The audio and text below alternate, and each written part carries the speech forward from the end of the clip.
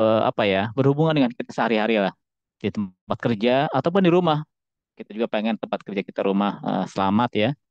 Dan satu lagi mungkin saya akan jelaskan juga itu masa kesehatan. Ini penting juga karena rata-rata kita nih kan usianya udah 40-an ya. 40-an, 50-an lah. Nih Mas Toto teman saya dari 50, teman-teman 40, 45. Nanti saya akan jelas juga masalah kesehatan nih. Kita udah kerja puluhan tahun ini, apa dampaknya untuk kesehatan kita gitu ya. Karena usia-usia sekarang kita udah mulai banyak yang penyakit. Jadi insya Allah kita nanti bisa diskusi sama-sama ya. Insya Allah.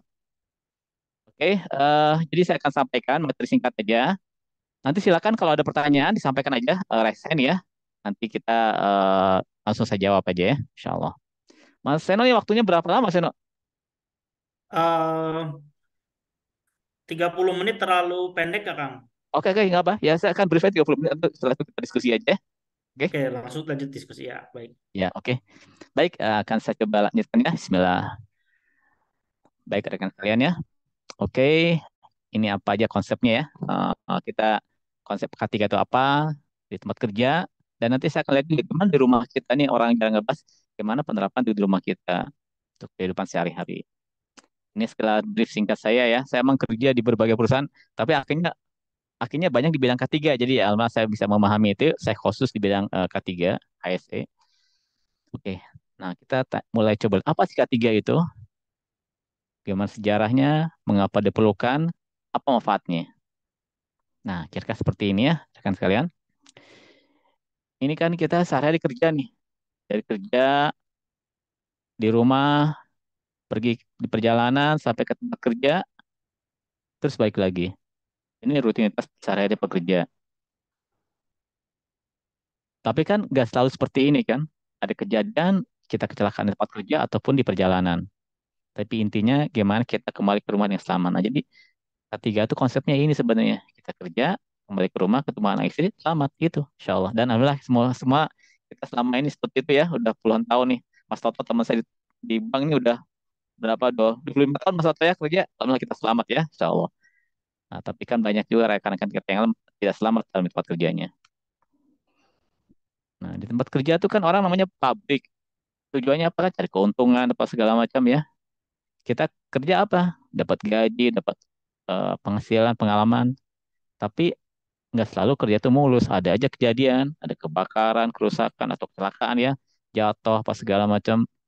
Dan rekan-rekan ya, mungkin selama ini kerja, alhamdulillah aman-aman ya. Tapi kan minimal adalah kecelakaan dikit-dikit gitu ya, jatuh kepleset segala macamnya. Dan insya Allah nggak ada sampai kecelakaan yang besar ya, nggak ada ya teman-teman ya. Kalau selamanya selamat, tapi mudah-mudahan ke depan kita selamat ya sampai pensiun lah. Nggak tahu pensiun berapa tahun lagi nih ya. Teman saya Mas Toto berapa? 4 tahun lagi, 3 tahun lagi pensiun nih. Kalau Kang Dian masih agak lama nih pensiunnya. Tapi Tahun insya Allah kita depan. selamat. Tahun depan, Masya Allah. Kita lagi pensiun ya. Selamat Mas Toto ya. Amin lah, selamat ya. Oke. Oke. Nah, jadi kan kita kerja nih. Kerja itu ada dua potensinya. Kecelakaan itu namanya safety, sakit itu health. Nah, inilah risikonya. Kalau sakit masih ingat ya, kemarin kita zaman pandemi 2020, 2021, itu banyak orang kena pandemi, kena COVID ya. Teman-teman saya kira pada kena juga ya, pasti sebagian saya pada kena, tapi alhamdulillah ya bisa pulih kembali ya. Tapi itu contoh-contoh di tempat kerja kita ada risiko dan juga ada kecelakaan risikonya. Oke, ini konsepnya K3 itu ya ini, bagaimana kita terhindar dari kecelakaan dan sakit di tempat kerja. Nah, inilah kecelakaan ya, kecelakaan, segala macam di pabrik apa gitu kan. Itu kecelakaan. Ini orang di pabrik ya. Kita saya pikir teman-teman kan banyaknya di office ya. Office pun iya mungkin ada juga lah. Nanti saya jelaskan ya risiko-risikonya. Ataupun inilah. Ini kalau kecelakaan di tempat luas di tambang, kecelakaan pesawat segala macam di pabrik atau minimal jatuh lah, jatuh di tangga. Saya kira minimal pernah lah jatuh di tangga ya kepleset. Kita nggak pernah selama kerja ya. Tidak ada lah dikit-dikit lah kepleset atau naik pesawat nih. Pernah ngalamin nggak naik pesawat tiba-tiba pesawatnya ada goyang-goyang, aduh ngeri juga kan. Ini kita udah pernah mengalami ini semua ya. Salah dalam kita sama di sini. Nah, atau ini yang sehari-hari nih. Yang belakangan ini suka lihat ya, ada mobil kebakar, dan orang bingung tuh kalau mobil motor kebakar tuh bingung gimana matinya, sehingga akhirnya udah habis aja tuh. Nah, sampai sekarang orang masih bingung nih kalau kebakaran mobil motor gimana nih ya. Atau ini nih, keracunan. Oke, Mas Eno bisa di mute ya, ada yang saya suaranya.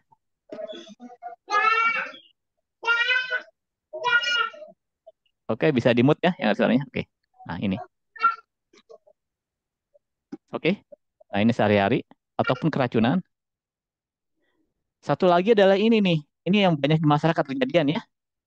Ada safety tank meledak. Jadi ini coba dibaca koran, banyak kejadian nih.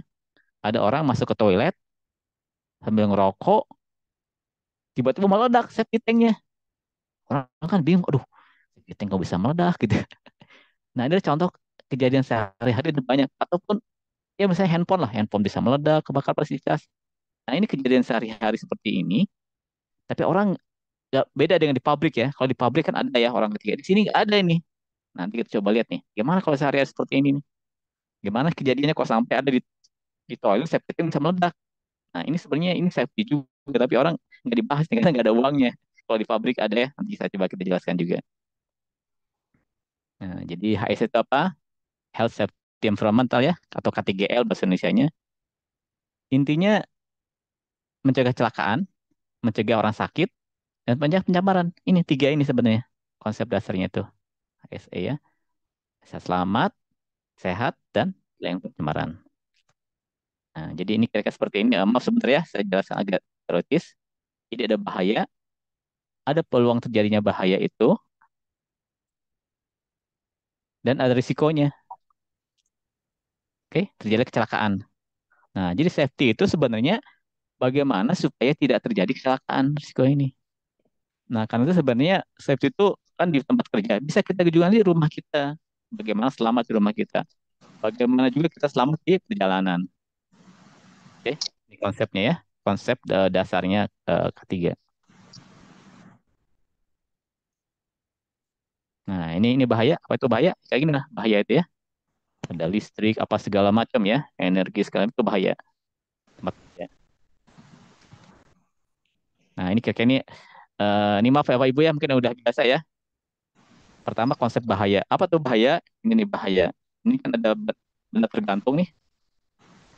Ini bahaya. Walaupun belum jatuh, tapi ini udah bahaya. Ini istilah bahaya ya. Bahaya itu lawan dari selamat. Nah, ini saya jelaskan sedikit ya. Ini maaf bagi rekan-rekan mungkin udah sangat biasa ya, tapi ini untuk standarnya saya jelaskan. Ini konsep dasar safety ya. Ini bahaya. Ada benda hampir terjatuh. Ini kalau putus namanya insiden nih. Ada tali ya. Talinya putus itu namanya insiden. Nah, kalau jatuh kena orang, nah ini yang namanya accident. Jadi kalau di bahasa Inggris itu dua, beda. Insiden sama accident. Oke. Kalau insiden itu ini nih, putus. Kalau accident itu kecelakaan. Kita sama-sama aja. Nah, yang kita hindari adalah seperti ini nih. Accident namanya kecelakaan. Oke. Itu kecelakaan ya. Ini kecelakaan kita sering ketemu ya. Mobil tabrakan segala itu kecelakaan. Nah ini kecelakaan ini. Oh iya, Mas Agung bisa mute ya, Mas Vano. Nah, pertama saya jelaskan teori kecelakaan. Jadi gini, ini ada di lantai ada oli tumpah. Orang kepleset, tapi masih bisa berdiri kan? Oke, selamat ya. Oh, berdiri. Oke. Terus tapi orang kepleset, kesleo, ada nggak? Ya, bisa jadi. Terus ada orang kepleset, terjatuh, karena pinggangnya patah tulang. Mungkin nggak? Ya, bisa jadi, tapi kecil. Ada nggak kemungkinan orang kepleset, jatuh, kepalanya gear otak, dibawa ke rumah sakit, meninggal? Oh, ini dramatis sekali. Tapi ada kemungkinan. Nah, ini teori kita segitiga ini. Dari kejadian tuh banyak kemungkinan terjadinya, tapi yang paling parah sebenarnya sedikit. Tapi yang gini-gini banyak nih. Orang kepleset bisa berdiri apa atau kesleo ada. Jadi teori safety itu ada urusannya itu. Dari 30.000 kejadian tumpahan oli ini, ada 3.000 lah orang biasa 30 sampai 300 sampai ada satu meninggal. Ini teori basicnya. Intinya kecelakaan tuh selalu terjadi, tapi yang parah sebenarnya sedikit. Masih ingat Bapak Ibu pas zaman COVID ya, zaman pandemi ya, kan banyak tuh orang kena COVID. Saya pikir Bapak Ibu pada karena kena juga COVID ya. Tapi kan habis sebagian besar tuh hanya ringan, hanya isoman aja, isoman bisa gitu ya. Tapi ada juga parah dirawat rumah sakit ya sampai ini, tapi sembuh lagi. Tapi ada juga meninggal. Tapi sebenarnya yang meninggal karena COVID itu persentasenya kecil, paling 2-3% ya dari totalnya itu. Sebagian besar di sini. Nah ini teori tentang kecelakaan. Ini selalu seperti ini ya hukum alamnya. Ini namanya teori piramid. Nah ini saya jelaskan konsep sederhananya. Ini ada orang naik tangga, terus anak tangganya rusak nih satu. Terus dia naik aja nih sambil bersiul-siul sambil pegang box ke atas. Pas sudah di sini patah nih anak tangganya. Terus jatuh tapi dia masih bisa pegang. Alhamdulillah masih bisa selamat. Tapi ada kemungkinan yang paling parah kan?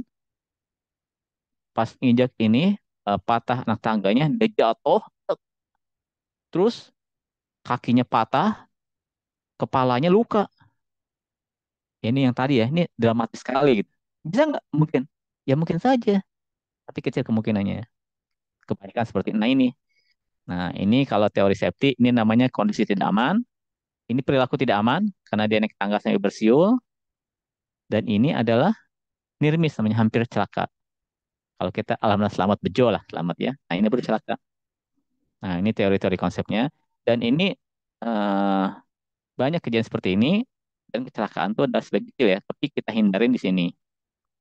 Nah, ini supaya tahu aja ya konsep-konsepnya. Jadi ada insiden, accident, near miss, unsafe, unsafe condition. Nah, jadi gimana caranya? Coba saya open aja nih. Gimana caranya supaya nanti lah kita diskusi ya. Supaya dia nggak celaka lagi nih. Coba kita diskusi. Ya, tahu nggak caranya nih? Gimana caranya supaya tukang ini nggak celaka seperti ini? Ya ada yang mau menyampaikan pandangannya.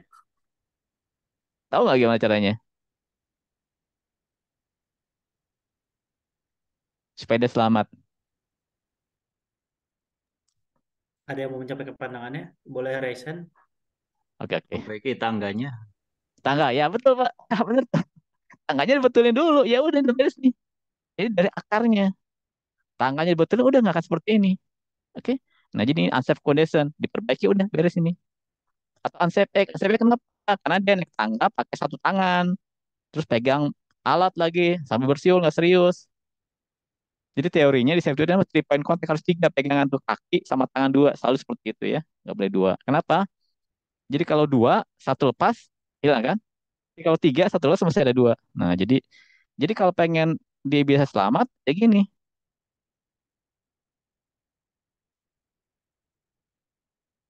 oke? Selamat ini dikurangi ini dua ini, oke? Nah inilah akhirnya dia bisa selamat. Jadi unsafe condition adalah cara untuk menekan aksiden. Oke, tadi dari Kang Adi contoh penyakit akibat stres nanti Kang Adi ya. Wah ini nih penyakit nanti masalah penyakit kerja ada ya, beban kerja segala macam dampak penyakit sakit jantung segala macam nanti. Nanti Adi saya jelasin ada tuh ya. Oke. Pertanyaannya sangat spesifik ya Kang. Gitu. Ya nanti ada poinnya. Oke, Oke. oke. Ini contoh juga tapi hampir sama sih kasusnya seperti tadi. Oke. Saya cepat aja ya. Nah, ini jadi tadi itu ada juga nah ini jadi selain itu tadi ada juga bahaya lain karena lingkungan kerja. Faktor fisika ya. Karena bising, getaran ini nih. Jadi kalau orang kerja ini nanti lama-lama udah apa? Udah tuanya itu apa? Parkinson ya, tergeran di saluran tangan seperti itu. Ada karena faktor biologis, virus, bakteri. Nah ini orang kena COVID ya, virus bakteri. Ada juga karena faktor kimia. Nah ini orang kerja kena kimia. Gitu. Ah ini Kang Seno nih di pabrik kimia ya. Hati-hati juga tuh. Paru-parunya bisa kena Ya, tuh. Faktor kimia kan. ya itu ada di safety data sheet-nya Ah biasanya ya oke. kalau faktor kimia. Ya oke.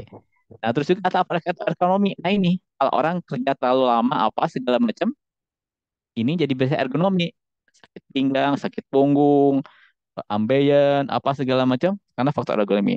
Dan satu lagi faktor psikologi karena lingkungan kerja segala macam. Jadi tadi si Kang Adi nanya, ada nih Kak penyakit stres karena pekerjaan? Ya ada. Jadi emang di sini karena pekerjaan itu tadi selain fisik, ada juga kayak seperti ini nih. dan emang ada orang yang karena psikologi. Nah, jadi karena psikologi, tekanan beban kerja, load segala macam, dia bisa sakit. Dan itu benar ya, kejadian itu. Nah, justru gini, jadi kalau level-level pekerja lapangan, orang pakai segala macam ya kayak gini lah di lapangan. Tapi rekan-rekan saya pikir kan ini levelnya udah level di office lah ya, range. Dan apalagi si Kang Adi mah udah level manajemen lah di pembangkit listriknya sana ya. Bebannya di sini psikologis. Dan ini harus hati-hati ya. Ini kelihatan sepele tapi dampaknya besar gitu. Oke. Nah, dari sini oke. Dampaknya apa? Ya ini bisa sakit. Pertama nih orang kerja biasa kan tuli lah. Ini orang kerja lapangan di pabrik. Orang kerja di pabrik ya. Yang di sini kan ada sama-sama ya. Untuk yang ini kita lihat. Ya mungkin ya ini Mas Agung Hartanto dulu di pabrik ya. Kan pasti di pabrik itu ribet. Itu lama-lama telinganya bisa ini juga ya. Orangnya di pabrik.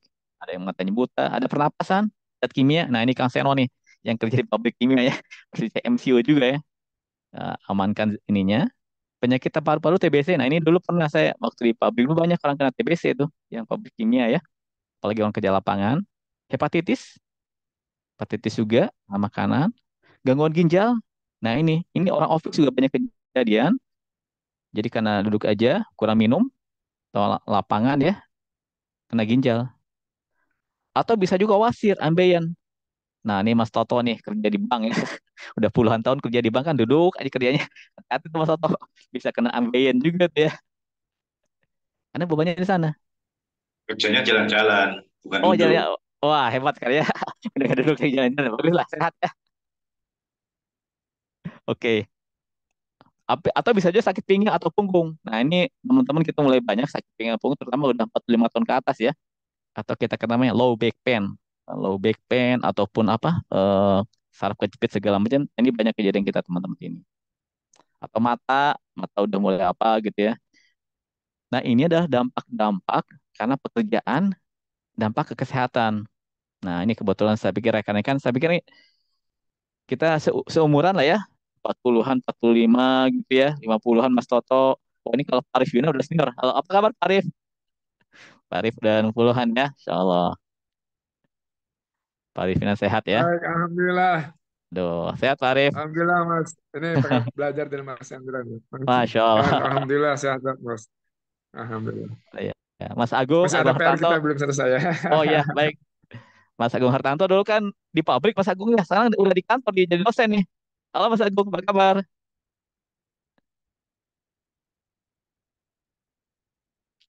Oke. Nah, jadi ini nah kan kita ada MCU tiap tahun fungsinya ini. Jadi kalau tadi Adi cerita tadi karena beban pekerjaan emang ini bisa karena stres dampaknya jantung sama juga di sini nanti kepikiran gitu. Halo Kang Adi, si Kang Adi tadi. Monitor, Kang, monitor. Oh ya, Kang Adi kumaha ya teh? Kumaha dongeng ya teh? Ya, jadi awal mulanya sih memang ke zaman sekarang itu kan karena banyaknya alat komunikasi, Kang. Jadi Heeh. orang kadang tidak bisa berkomunikasi secara verbal, hanya bisa Ya. mengandalkan tulisan melalui grup WA dan lain sebagainya. Jadi adanya metode komunikasi yang berubah ini itu menyebabkan sisi tugas dan arahan itu tidak bisa sampai dengan presisi.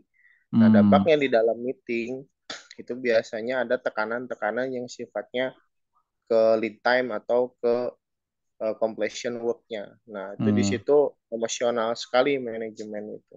Dan saya Hmm. juga baru paham kalau misalnya sekarang di perusahaan itu ada keputusan untuk melakukan laporan mingguan pengukuran tekanan jantung. Waduh. Sampai sudah ada, ya karena ada dua orang yang Waduh. didisposisi harus pasang ping jantung Waduh.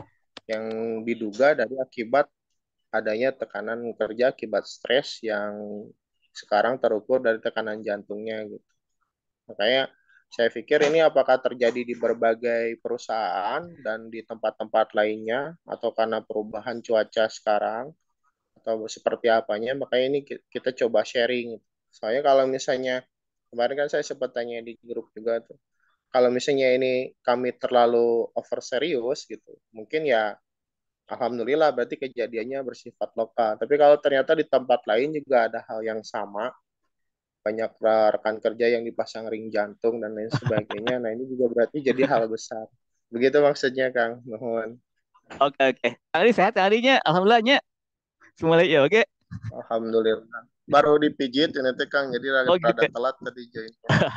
Salah lama lah Kak Adi. Oke, tapi saya pikir gini Kak Adi, dan rekan sekalian itu wajar lah di mana-mana seperti itu sama. Dan bukannya itu di berbagai tempat juga sama ya. Dampaknya emang seperti itu, dampak ke pikiran, dampak ini emang dampaknya ke metabolisme tubuh. Nah itu ya bagaimana perusahaan lah treatmentnya. Tadi saya coba jelaskan. Tapi itu sama Kak Adi, di semua tempat sama kok. Banyak orang mengalami seperti itu kok. Dan itu hati-hati aja ya. Dan tadi bagus kok perusahaannya udah mulai buat ini pengukuran tekanan darahnya ya. Oke, oke. Baik, saya coba jelaskan, saya Siap, lanjutkan lagi siap. ya. Nanti kita diskusi juga. Ini saya pikir rata-rata kita pasti banyak masalah di sini nih. Kita coba lihat, oke. Jadi ini masalah kesehatan tubuh kita. Nah, gimana pencegahannya? Sekarang kita rumah ke ilmunya ya. Ini yang namanya risiko. Nah, kayak gini risiko jatuh ya. Nah, apa rumusnya? Jadi kegagalan itu risiko adalah ukuran kemungkinan kerugian. Oke, hazard. Nah, jadi gimana risikonya terhadap kita kan? Jadi tadi dari pekerjaan, karena stres, orang bisa sakit jantung, darah tinggi. Nah, itu gimana gimana risikonya? Atau bisa juga sakit pinggang, sakit punggung, dan lainnya. Nah, ini coba saya jelaskan ya. Ini bentar ya diperhatikan ini pakai gambar aja. Jadi ini ada bebek jalan sama ada ini nih 6 anak bebek jalan ya, jalan jalan. Oh 5 anak bebek jalan. Ini ada lewat tralis dia. Nah, udah sampai di ujung, anak induk bebeknya lihat loh, anak saya hanya 2, 3 lagi kemana gitu? Kemana anaknya 3 lagi? Jatuh, jatuh ke tralis ini. Nah, jadi bahayanya apa? Bahaya adalah ini, lubang-lubang tralis ini. Risiko itu apa? Risikonya terjatuh. Tapi risiko tuh nggak 100%. Jadi nggak semester tetap aja. Pertama induknya selamat ya. Anaknya 3 yang jatuh, 2 selamat. Jadi risikonya 60%. Nah, jadi ada bahaya jatuh, 60% kena risiko. Contoh perhitungan risiko ya. Jadi kalau tadi mungkin ada orang kerja di pabrik yang ribut, kayak pabriknya Mas Agung dulu ya di Toyota di apa di Astra sana mungkin ada 60% yang sakit telinga tuh bising telinganya ya. Oke. Atau bisa juga kayak tadi cerita di kantornya orang stres kerjaan, bisa juga ada pakai sangring, tapi berapa persen yang pasang ring? 5%, 10%? Kan itu ada persentasenya. Nah, jadi ingat ya rumusnya, risiko itu nggak 100%, tapi ada peluangnya. Ini contoh tadi ya. Nah, tapi ini ada caranya supaya selamat. Ya udah, pertama bebeknya jangan sini atau pakai tutup lagi tali dikecilin supaya selamat. Nah, jadi ada caranya sebenarnya supaya dia nggak jatuh. Jadi rumusnya seperti ini ya. Rumusnya risiko adalah bahaya kali potensi terjadi. Kita kerja selalu ada bahaya, tapi ada potensi terjadi juga kan probability-nya. Nah, ini ada rumusnya dari berbagai ini semua. Contoh sederhana kita kan sering naik pesawat nih. Nih si Kang dia nih bolak-balik ke Jerman ya naik pesawat gitu ya. Tapi kan selama ini aman-aman aja. Kita kan tahu ada pesawat jatuh ya, tapi mungkin aja. Jadi risikonya kecil itu ya. Nah ini risiko adalah bahaya kali potensi. Jadi coba lihat kita Bapak Ibu ya, kita kerja di masing-masing itu ada bahayanya dan berapa sih probability-nya. Itu risiko yang kita alami. Kalau tadi kan orang stres, berapa kemungkinan terjadinya, berapa persentase risiko misalnya darah tinggi atau sakit jantung. Ada rumusnya itu. Oke, ini rumus pertama. Kedua ya, risiko adalah bahaya kali potensi. Oke, nah saya jelaskan lagi. Nah, risiko itu harus kita asesmen, kita bisa kendalikan sebenarnya. Coba perhatikan gambar ini ya. Ini kan ada pawang ngasih makan singa nih. Makan singa. Binatang buas singa kan? Kalau udah ngasih makan masuk ke dalam kandangnya, bahaya sekali kan, risiko tinggi tuh. Jadi possibility dimakannya 5, sepertinya 5 tuh kemungkinannya besar sekali. Dia kasih makan singa di dalam. Nah, oke. Sekarang diakalin lah gimana caranya? Oh ya udah, pawangnya ngasih makan tapi pakai baju besi nih. Oke. Nah, tetap ada kontak dengan singa tapi dengan baju besi ya setidaknya dia nggak mudah lah menerkam ini pawang. Tapi tetap ada kemungkinan juga. Tapi risikonya udah mulai menurun. Oke, moderat risikonya. Atau cara lain nih, dibuat aja pintu kecil sini, dikasih makan dari luar, tek, masukin, selamat kan? Oke, aman. Tapi tetap ada kemungkinan nih, dia pas masukin tangannya kena kan? Nah, tapi udah berkurang. Jadi punya tiga, seperti tetap lima. Nah, yang terakhir, ini sekarang udah nih ahli elektro ya. Wah udah, saya buatin aja pintu nih. Ada pintu ini pintu geser, pintu geser ya. Jadi tutupin pintunya, terus udah itu baru dia eh masukin makanan, udah makanannya masuk, dibuka dan dikunci udah aman. Nah ini dengan seperti ini sepertinya satu, possibility satu, possibility kemungkinan sehingga ini menekan orangnya. Nah, jadi risiko itu ada tapi kita bisa kendalikan dengan melakukan asesmen, pengendalian bisa. Jadi tadi Kang Adi cerita, apakah orang kalau stres bisa kalau sakit jantung dan darah tinggi? Iya, tapi sebenarnya bisa kita atur gitu. Ada teorinya tuh. Caranya gimana supaya ini? Contoh ini pun sama nih singa nih. Singa kan berbahaya, tapi kita harus ngasih makan pawangnya. Nah, tapi bisa diakalin. Oke. Nah, ini namanya risk assessment. Bisa kita kendalikan itu. Nah, oke, nanti kita diskusi ya bagaimana mengendalikannya. Nah, ini contoh yang lain adalah kalau bahaya tuh buaya. Nah, gimana caranya? Kita identifikasi, kita evaluasi. Wah, kayak gini bahaya nih.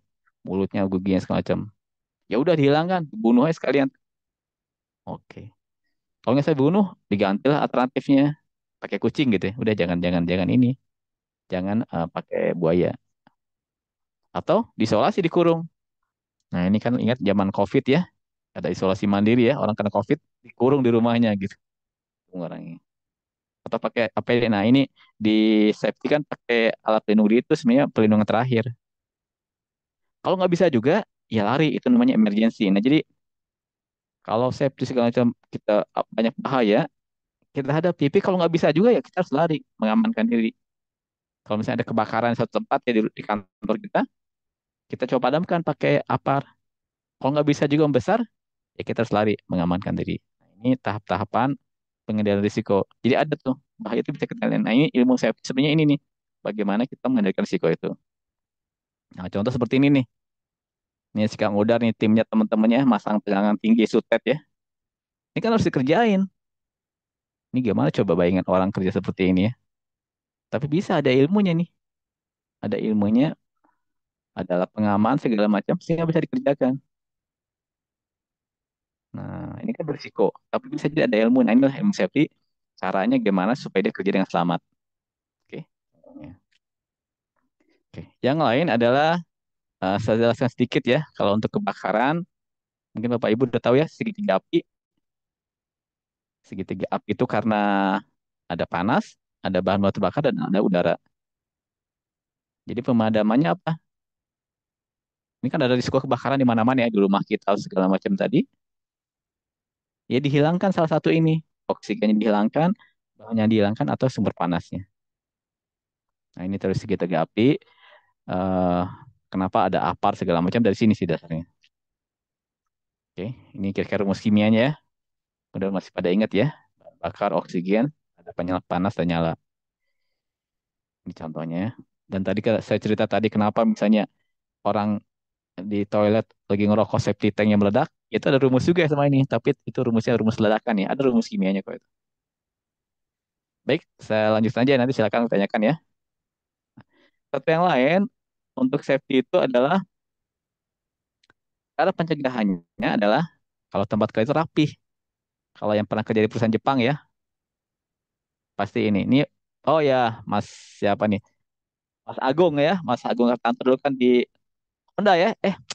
Astra, Astra, masih ingat ya. Astra ya, Mas Agung ya. Astra pasti sudah terkenal kayak gini nih ya. 5S Mas Agung ya. Halo Mas Agung, apa kabar? Alhamdulillah, fi khair. Masya Allah. Masih ingat Mas Agung ya? 5S ini nih di pabriknya dulu. Terus ada ya. Oke, kerjanya Mas Agung dulu nih ya. Bersih-bersih seperti ini. Nih, Ya, silakan. ini adalah salah satu awal juga cara untuk selamat. Kenapa? Kalau kalau kerja di tempat berantakan, biasanya banyak oli di mana-mana, listriknya jatuh gitu. Di mana barang berantakan jatuh. Nah, ini bersih. Ada 5S ya, atau 5R. Kalau kita kerja di perusahaan Jepang, di Astra, itu pasti kayak gini ada ya. Nah, ini salah satu cara juga pengen selamat tuh rapi. Harus teratur gitu ya. Yes. Nah, sekarang saya coba cerita yang sehari-hari apa tuh. Penerapan di tempat kerja sehari-hari. Pertama di rumah. Kecelakaan di rumah ya. Ya, bisa kayak gini nih. Kita pasang lampu pakai tangga jatuh gitu ya.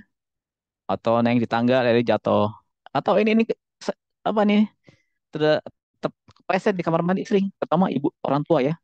Jadi ingat ya bapak ibu kita kalau masih ada orang tua kakek nenek, hati-hati tuh kamar mandi bersih itu banyak kejadian tuh. Jatuh di kamar mandi bisa patah kaki ataupun sampai stroke. Itu banyak kejadian. Nah, ini anak-anak ya kena benda tajam atau seperti inilah di dapur ya lagi masak anak-anak kena air panas. Dan ini ada teorinya orang sering lupa ya kalau anak kena air panas tuh diapain ada sebenarnya orang oh gimana panas sebenarnya cepat pakai air dikasih air tuh akan lebih cepat ini ya atau seperti inilah pleset ya kalau di rumah kita ada kabel-kabel di mana aja atau ini nih si ibunya sibuk aja WA-an teleponan lupa kebakar kompornya. Oke ini anak-anak kira ini kita teman-teman udah pada besar ya nah akhirnya nggak apa lah nanti kalau punya cucu diperhatikan juga risiko-risiko apa di rumah. Nah ini kira-kira bahayanya ya sama lah kalau udah pakai identifikasi bahaya pakai ilmu-ilmu tadi ya intinya minimal sekarang kita ada apa lah di rumah kita ada APAR ya ada kotak P3K nomor telepon penting dan kita didik anak-anak ya minimal ada semua ya APAR ya di rumah kita yang kecil kotak P3K jadi kalaupun ada anak kita sakit segala macam atau sederhana lah keselak gitu ya keselak atau panas segala macam itu bisa ngobatin sendiri. Oke ini di rumah. Nah ini kalau tempat lain ini main-main ya masih ingat dulu kita anak-anak waktu masih kecil jatuh di mainan atau main ke mall nih kejepit nih sama ini nih kejepit mainnya sama itu kan atau kena bahan kimia. Nah ini tempat-tempat umum sering kejadian seperti ini terutama ya di Indonesia emang fasilitas umumnya tuh aduh sangat berisiko jadi hati-hati lah kalau kita jalan kemana gotnya nggak ada jatuh segala macam berisiko sekali nih dulu pun sama di mall kayak gini ya karena udah mulai baikan bisa juga di tempat-tempat permainan. Nah ini permainan-permainan seperti ini ya ini hati-hati juga karena kalau tempat-tempatnya kurang bagus bisa celaka anak-anak kita itu atau main di pantai di sungai tenggelam. Jadi kalau Bapak Ibu rekan-rekan pergi tempat wisata, coba perhatikan yang pengamanannya bagus. Dengan yang jelek, nanti kalau ada apa-apa, nggak ada yang nolongin. Oke, ini contoh safety di luar. Nah, ini biasalah di jalan deh, tabrakan, tabrak motor, tabrak mobil, tabrak sepeda, gitu, serempetan. Ya, ini hal biasa nih. Banyak kita tahu apalagi Jakarta, Bandung yang macet gitu kan ya. Kecelakaan, tabrakan, segala macam. Dan intinya ada ilmunya, bagaimana supaya nggak orang yang celaka seperti ini ya. Ya sederhana lah kita cek kendaraan, kita bawa kendaraan dengan baik, ikuti aturan. Ini standar umum terjadi. Tapi banyak orang yang nggak mentaati ini, sering banyak kejadian kan. Nah ini untuk main anak-anak kita ya, sepedahan. Ini yang paling terjadi olahraga nih, Kang Dian. Ya, oh ini kita sering olahraga nih, Kang Dian, sepedahan ya. Teman-teman suka ada yang sepedahan, segala macam ya. Ini hati-hati, ini banyak kejadian nih. Ada yang jatuh ya, sepedahan atau lari.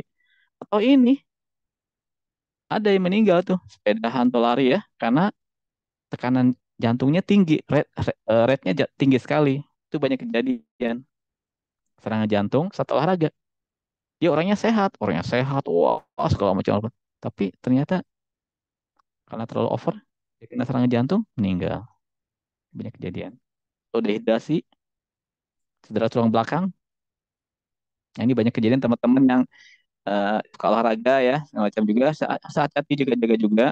Dan untuk yang udah usianya 50 tahun ke atas lah, kayak saya sama teman-teman ya, kalau mau olahraga, kita pakai ada alatnya ya, untuk ukur detak jantung, apa segala macam.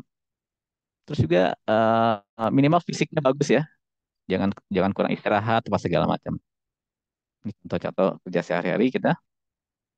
Nah, ini yang lain juga di alam ya, banjir apa segala macam, kekeringan, sekarang kan kebakaran ya, kebakaran segala macam, serangan binatang buas, atau kayak dikejar anjing. Jadi kalau sekarang ya udah bagus ya, kita udah penanganan kayak gini, kita hati-hati aja kalau kita pergi mana-mana ya. Sekarang lagi musim kemarau, banyak kebakaran. Nah, kita coba cek juga tuh, minimal kita jaga di tempat kita ya, jangan ada kebakaran. Nah, ini tadi, ini cerita tadi itu. Ini kasus-kasus yang banyak terjadi, tapi sampai sekarang orang ini selalu berulang, kan orang nggak ketemu jawabannya nih, contoh sederhana nih. Mobil terbakar, dan ternyata mobil listrik. Jadi mobil listrik ternyata kalau kebakaran lebih susah dipadamkan daripada mobil biasa. Sama seperti baterai ya, baterai listrik di handphone lebih susah memadamkannya. Dan ternyata nih Kang Udar ya, Kang Udar ahli listrik atau juga mungkin Kang Gian ya listrik. Jadi ternyata kalau baterai lithium itu kan dia nyimpen energi. Dia tuh bisa terbakar sendiri, dan kalau terbakar bisa lebih lama, kan kalau tadi teori api ya, ada bahan udah terbakar, ada sumber panas, dan ada udara. Dihilangkan salah satu bisa. Tapi kalau kayak mobil listrik, motor listrik ataupun kayak charger handphone, karena ion lithium itu adalah bahan yang menyimpan energi tersendiri, nggak seperti itu pemadamannya, lain caranya. Nah, karena itu sering kejadian kasus seperti ini, coba perhatikan di teman. Kalau ada kebakaran, pasti udah habis aja motor mobil, orang nggak bisa madamin ini. Ini contoh sederhana ya. Nanti kata si kamu udah menemukan, kamu udah gimana nih? Kalau mobil-mobil yang listrik, penanganannya untuk kebakaran. Yang kedua keracunan, ini kejadian di mana-mana juga. Ya, insya Allah kalau kita mah aman ya. Tapi kalau banyak lah kayak kerja di pabrik tekstil, pegawai tekstil, atau tempat-tempat yang di mana ya, makanan kotor, banyak kejadian orang yang keracunan dan sampai meninggal. Di Bandung nih beberapa orang, saya lihat di baca Quran ada tuh sampai anak SD jajanannya sampai keracunan ada meninggal. Hati-hati juga kita ini. Nah, satu lagi ini nih, safety tank yang meledak karena rokok. Ya orang bingung apa hubungannya gitu kan. Nah, tapi ternyata orang nggak paham ya, septic tank itu kan kotoran manusia ke sana ya. Itu lama-lama ada proses menimbulkan metan atau metan ya, CH4. CH4. Nah, ada orang ngerokok. Rokok itu kan sumber api kan, sumber panas. Nah, dekat dekat toilet itu ada septic tanknya di sana, ada mungkin ada lubangnya bocor apa, ada pemantik ini, jatuhlah percikannya ke septic tank itu, CH4 sama dengan panas, jadi ada energinya dan meledak. Coba deh baca koran, itu banyak kejadian septic tank meledak, dan sampai sekarang masih bingung caranya gimana. Padahal sederhananya ada itu. Oke. Nah, ini yang lain. Ini biasalah. Ini dulu di Jakarta, tapi sekarang udah lumayan ya. Orang naik kereta berebut kayak ini. Ataupun seperti ini nih. Ini zaman dulu. Tapi di kampung-kampung masih ada saya lihat ya. Sekarang mungkin udah nggak ini lagi ya. Atau yang ini nih. Nah, ini banyak kejadian juga nih. Sama di Bandung atau Jakarta saya lihat ya. Orang udah nggak boleh belok. Atau jarak melawan arah. Wah, banyak kejadian lah. Nah, ini adalah potensi-potensi terjadi kecelakaan. Ya. Tapi kenapa orang melakukan itu? Karena manusia itu kan ada pikiran dan perasaan. Pikiran tahu tidak tahu. Dia tahu itu bahaya, tapi melakukannya kenapa? Karena itu adalah masalah motivasi. Contoh seperti ini ya, perhatikan iklan iklan rokok, ada kan rokok membunuhmu. Ini banyak di mana-mana. Tapi kenapa kok orang masih merokok? Karena yang bertindak itu bukan pikiran dia, tapi perasaan dia. Dia udah candu merokok, merokok ya udah. Mau dibilangin apa aja mau mati udahlah. Udah nggak dipikirin karena itu udah masalahnya masuk ke motivasi dia ke perasaan. Nah, ini dasarnya.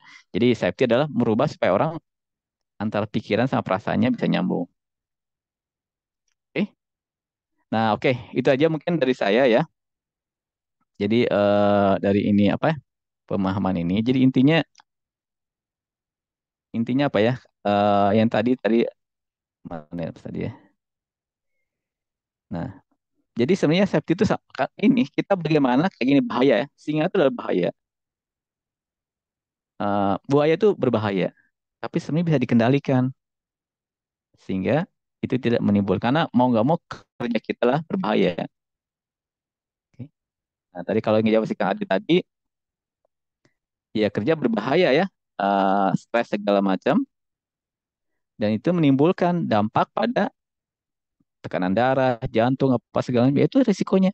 Tapi sebenarnya ada treatment bagaimana kita menghadapi ini. Itulah kerjanya orang safety HSE ya. Ada solusinya. Tapi kalau dibiarin bener-bener sakit jantung beneran tuh. Tapi ada teorinya. Ditangani deh ya. Tapi kalau nggak bisa juga ya langkah terakhir kayak gini kan. Langkah terakhir apa? Harus lari kalau nggak bisa juga. Kalau nggak bisa juga ditanganin. Oke.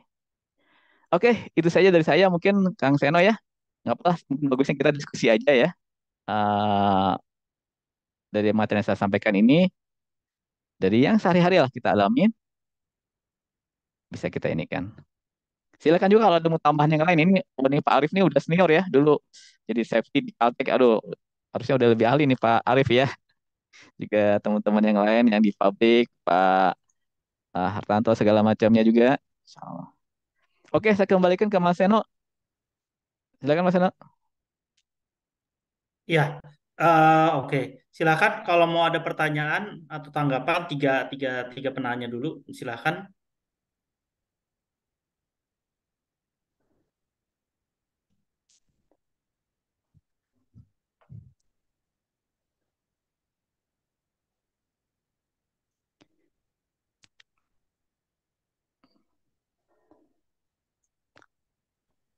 Eh, saya nanya deh, Ya, ya, silakan.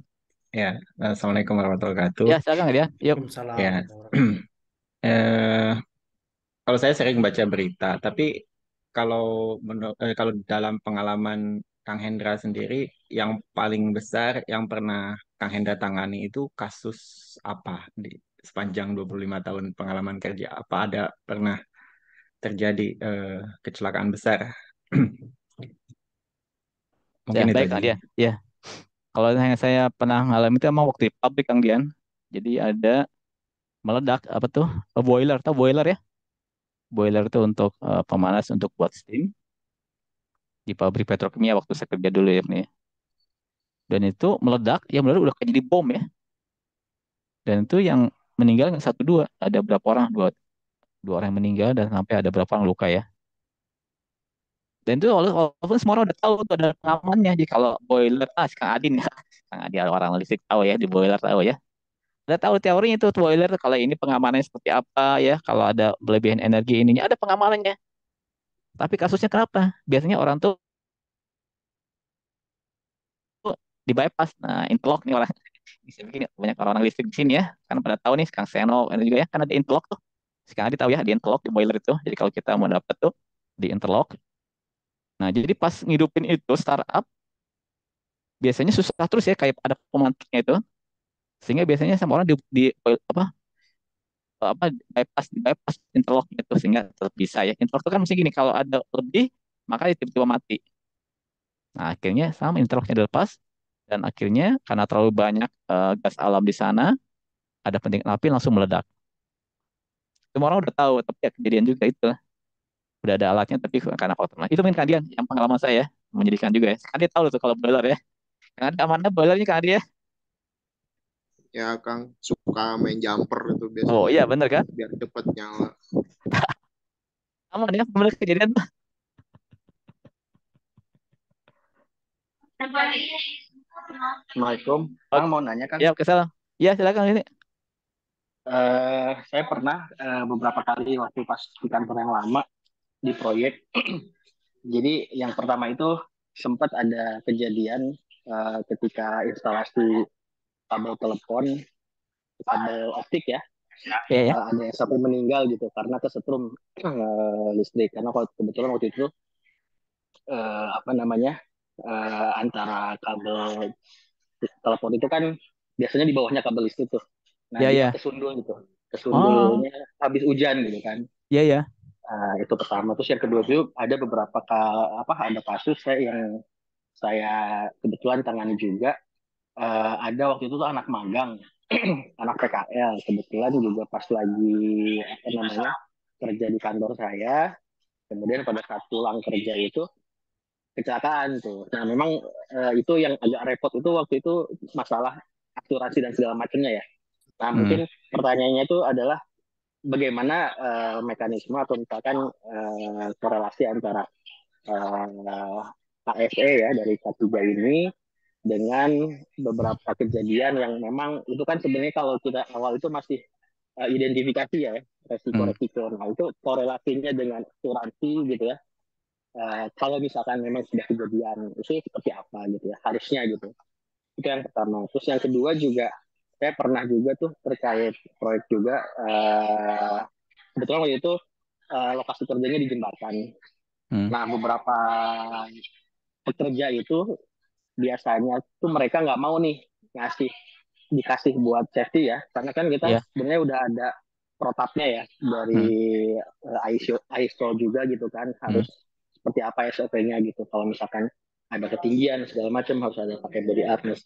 Hmm. Nah kebetulan itu tuh memang pekerjanya karena memang udah biasa ya jadi nggak mau tuh malah ini Hmm. nanti ribet gitu kan langsung ya udah naik naik we nerekel ke jembatan gitu kan. Hmm. Nah, hal-hal yang seperti itu kan sebetulnya kalau bagi kita yang di kantor itu kan sangat riskan ya, resikonya Hmm. sangat tinggi gitu. Nah, kalau misalkan kerja di lapangan kan kadang-kadang ada yang memang tidak istilahnya tidak mengetahui tentang SOP dan segala macam lah.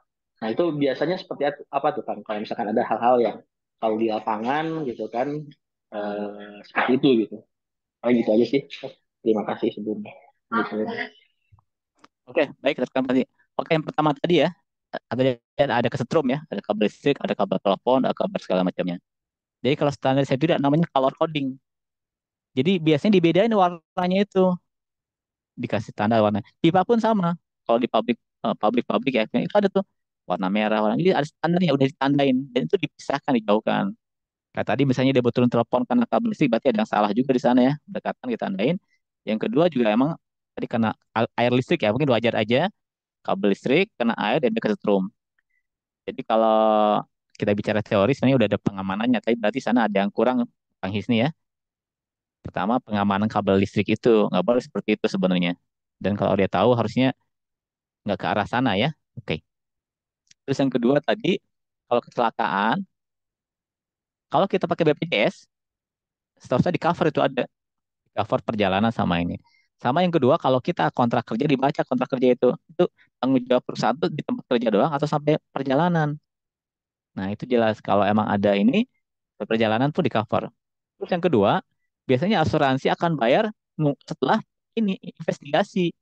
Nah, kalau diinvestigasi ternyata kesalahannya adalah ada orang, kayak tadi kan, orang tadi dia tidak taati aturan segala macam. Nah, berarti asuransi pun bisa jadi dia nggak bayar premi itu. Ada klausulnya, jadi coba dicek ya dengan asuransi itu ada klausul-klausulnya. Asuransi akan bayar kalau ini. Jadi gitu, asuransi tidak akan bayar kalau ternyata kesalahan ini gitu. Ada. Jadi kalau cerita tadi ada yang nggak nurut segala macam, kalau asuransi tahu, bisa jadi dia nggak cover. Tapi kalau udah pakai apa peralatan segala macam udah mentaati kejadian juga, nah, akan di cover oleh asuransi.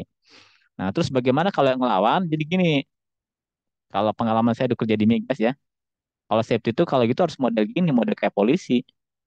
Jadi kalau ada orang nggak taat aturan udah dikeluarin, suruh pulang. Biasanya seperti itu karena kalau dibiarkan celaka beneran.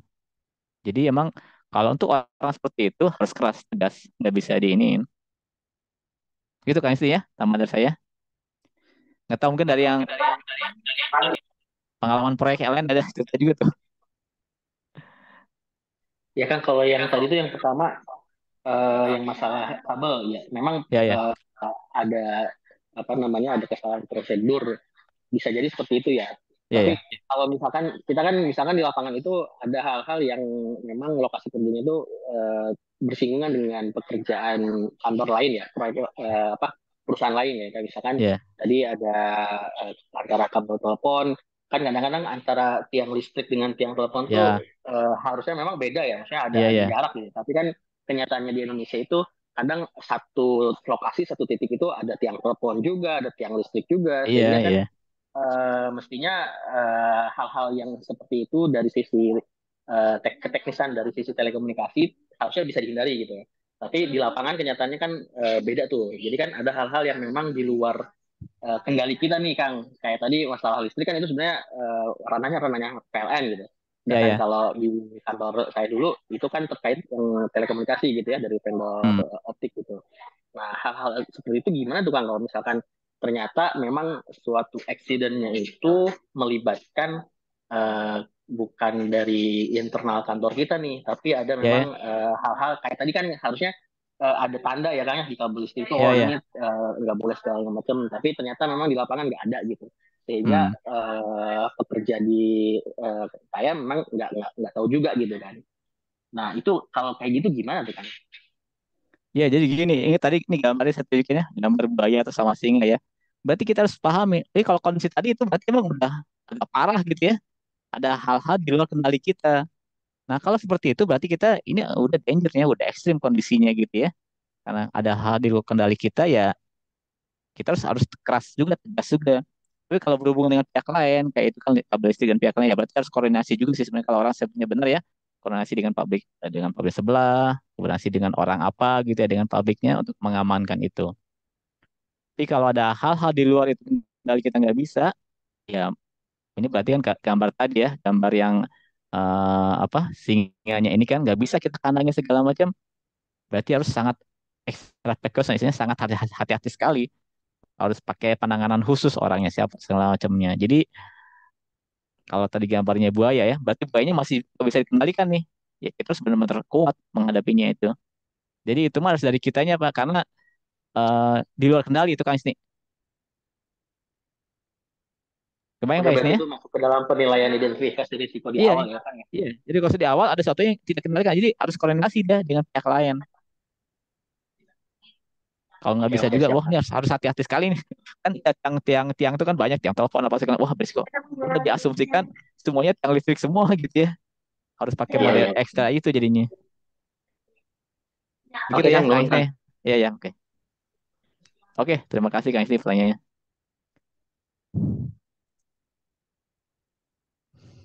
Oke, nah itu kira-kira gambarannya ya.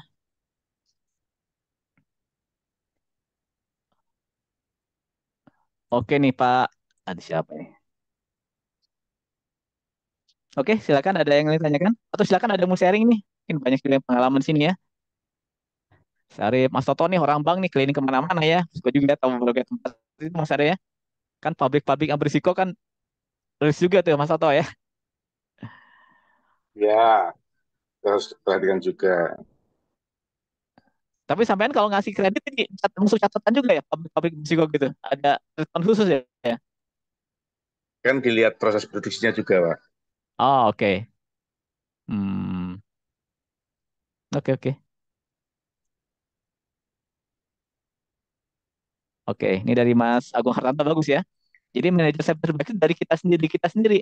Wah, ini. Jadi Mas Agung ini dulu di pabrik ya, pabrik Astra pernah handle ini juga ya. Silakan Mas Agung bisa share sedikit Mas Agung, gimana cara jadi harus diri kita sendiri nih untuk handle safety-nya.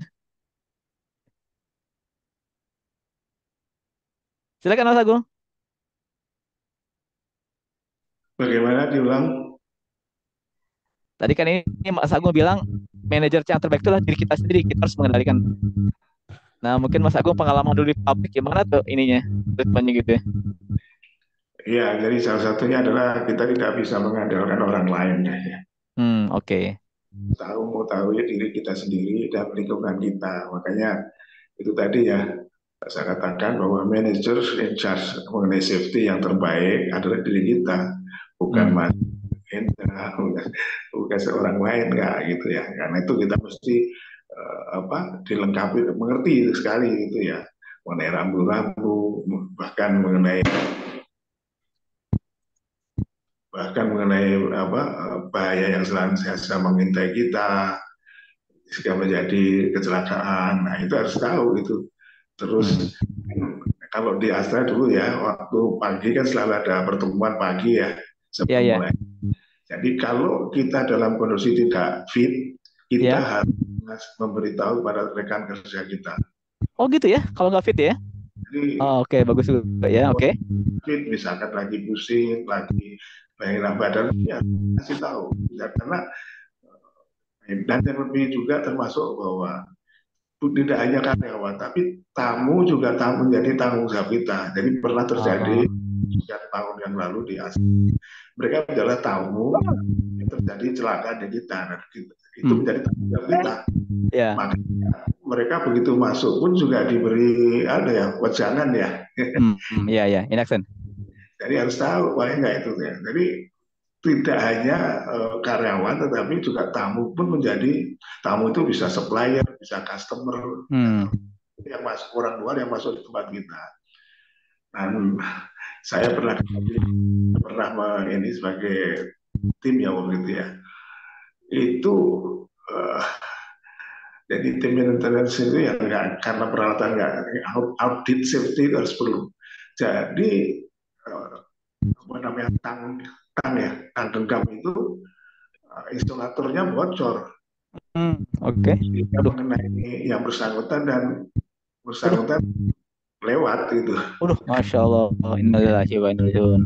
Ya jadi padahal kita kelihatannya sepele ya, dia orang maintenance Hmm, lagi. hmm, Nah, jadi itulah perlunya tadi belum saya tulis lagi perlunya akhirnya itu tadi ada audit.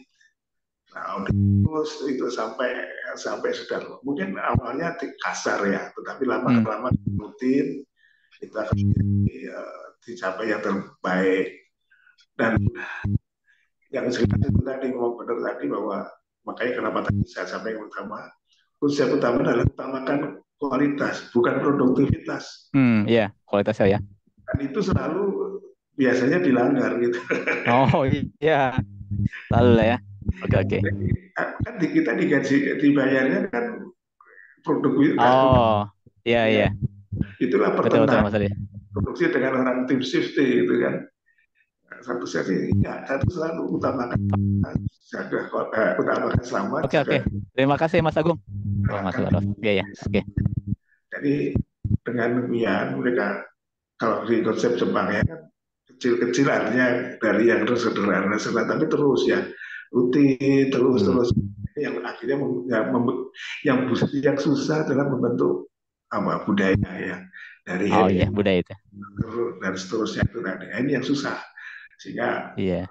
mana mengenai air apa namanya yang bisa membuat terpeleset dan sebagainya macam-macam. Nah, ini yang ketajaman itu yang harus diasah. Jadi awalnya kan bagaimana sudah kalau masing-masing sudah aware peduli dengan bahaya yang selanjutnya mengintai kita ya makanya perlu diajarkan itu self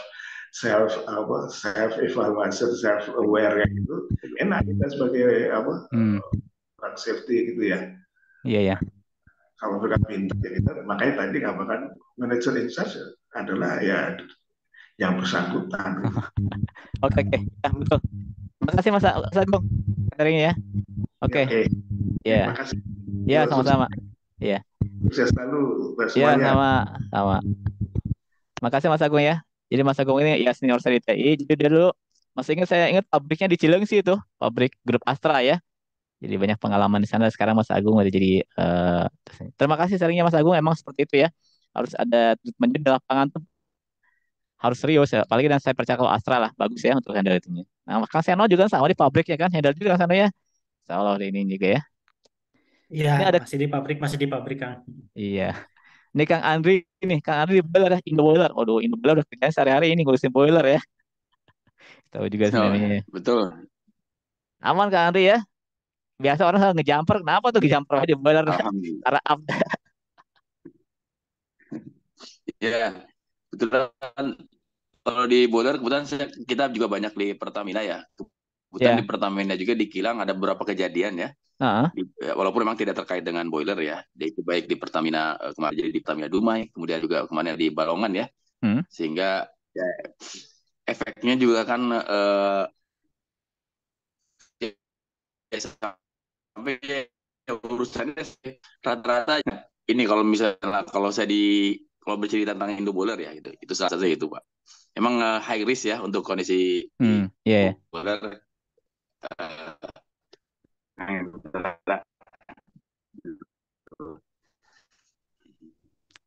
Oke, oke.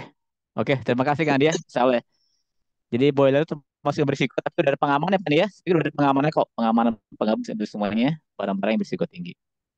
Oke, terima kasih masukannya. Silakan rekan-rekan lain ada sharing juga. Itu Kang Fajar raise hand. Oh iya silakan Kang Fajar. Maka Kang Fajar, oh dari Brunei. Dari Brunei, gimana kabar Kang Fajar? Alhamdulillah baik, Oke, Kang. tuh Masya Allah. Aman Brunei Maya? Alhamdulillah.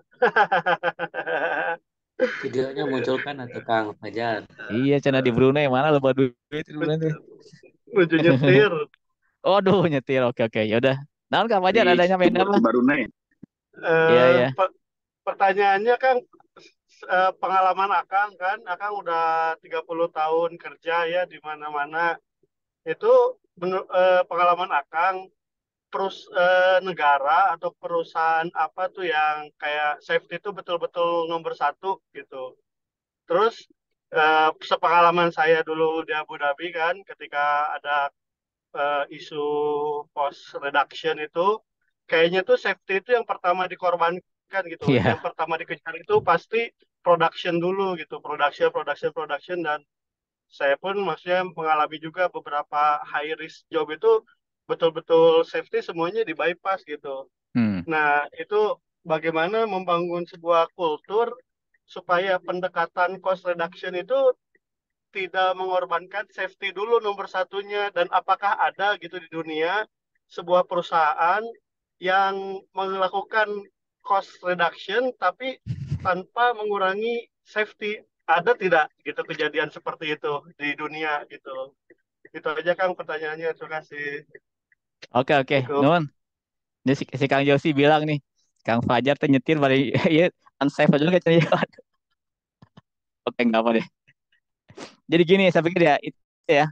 Jadi kita bicara ideal sama yang kenyataannya. Jadi pertama, kalau pengalaman saya ya, jadi emang perusahaan-perusahaan itu tergantung leadership-nya, top manajemennya. Kalau top manajemennya konsisten, udah beres ke bawahnya. Ya, pengalaman dulu kita di ya kerja di Abu Dhabi dengan Fajar ya. Ya karena mungkin di sana kan ya owner Arabnya mikirnya profitnya itu kan ya. Tapi sekarang enggak kok Fajar. Karena kasus kemarin, jadi saya cerita dikit ya di apa namanya refinery-nya ADNOC yang di dekat tempat saya dulu meledak, itu mereka sampai 1 tahun 2 tahun dan itu kerugiannya sangat besar sekali. Sehingga akhirnya mau nggak mau sekarang mereka nggak mau main-main dengan safety karena ternyata safety itu merugikan dia pas ada kecelakaan.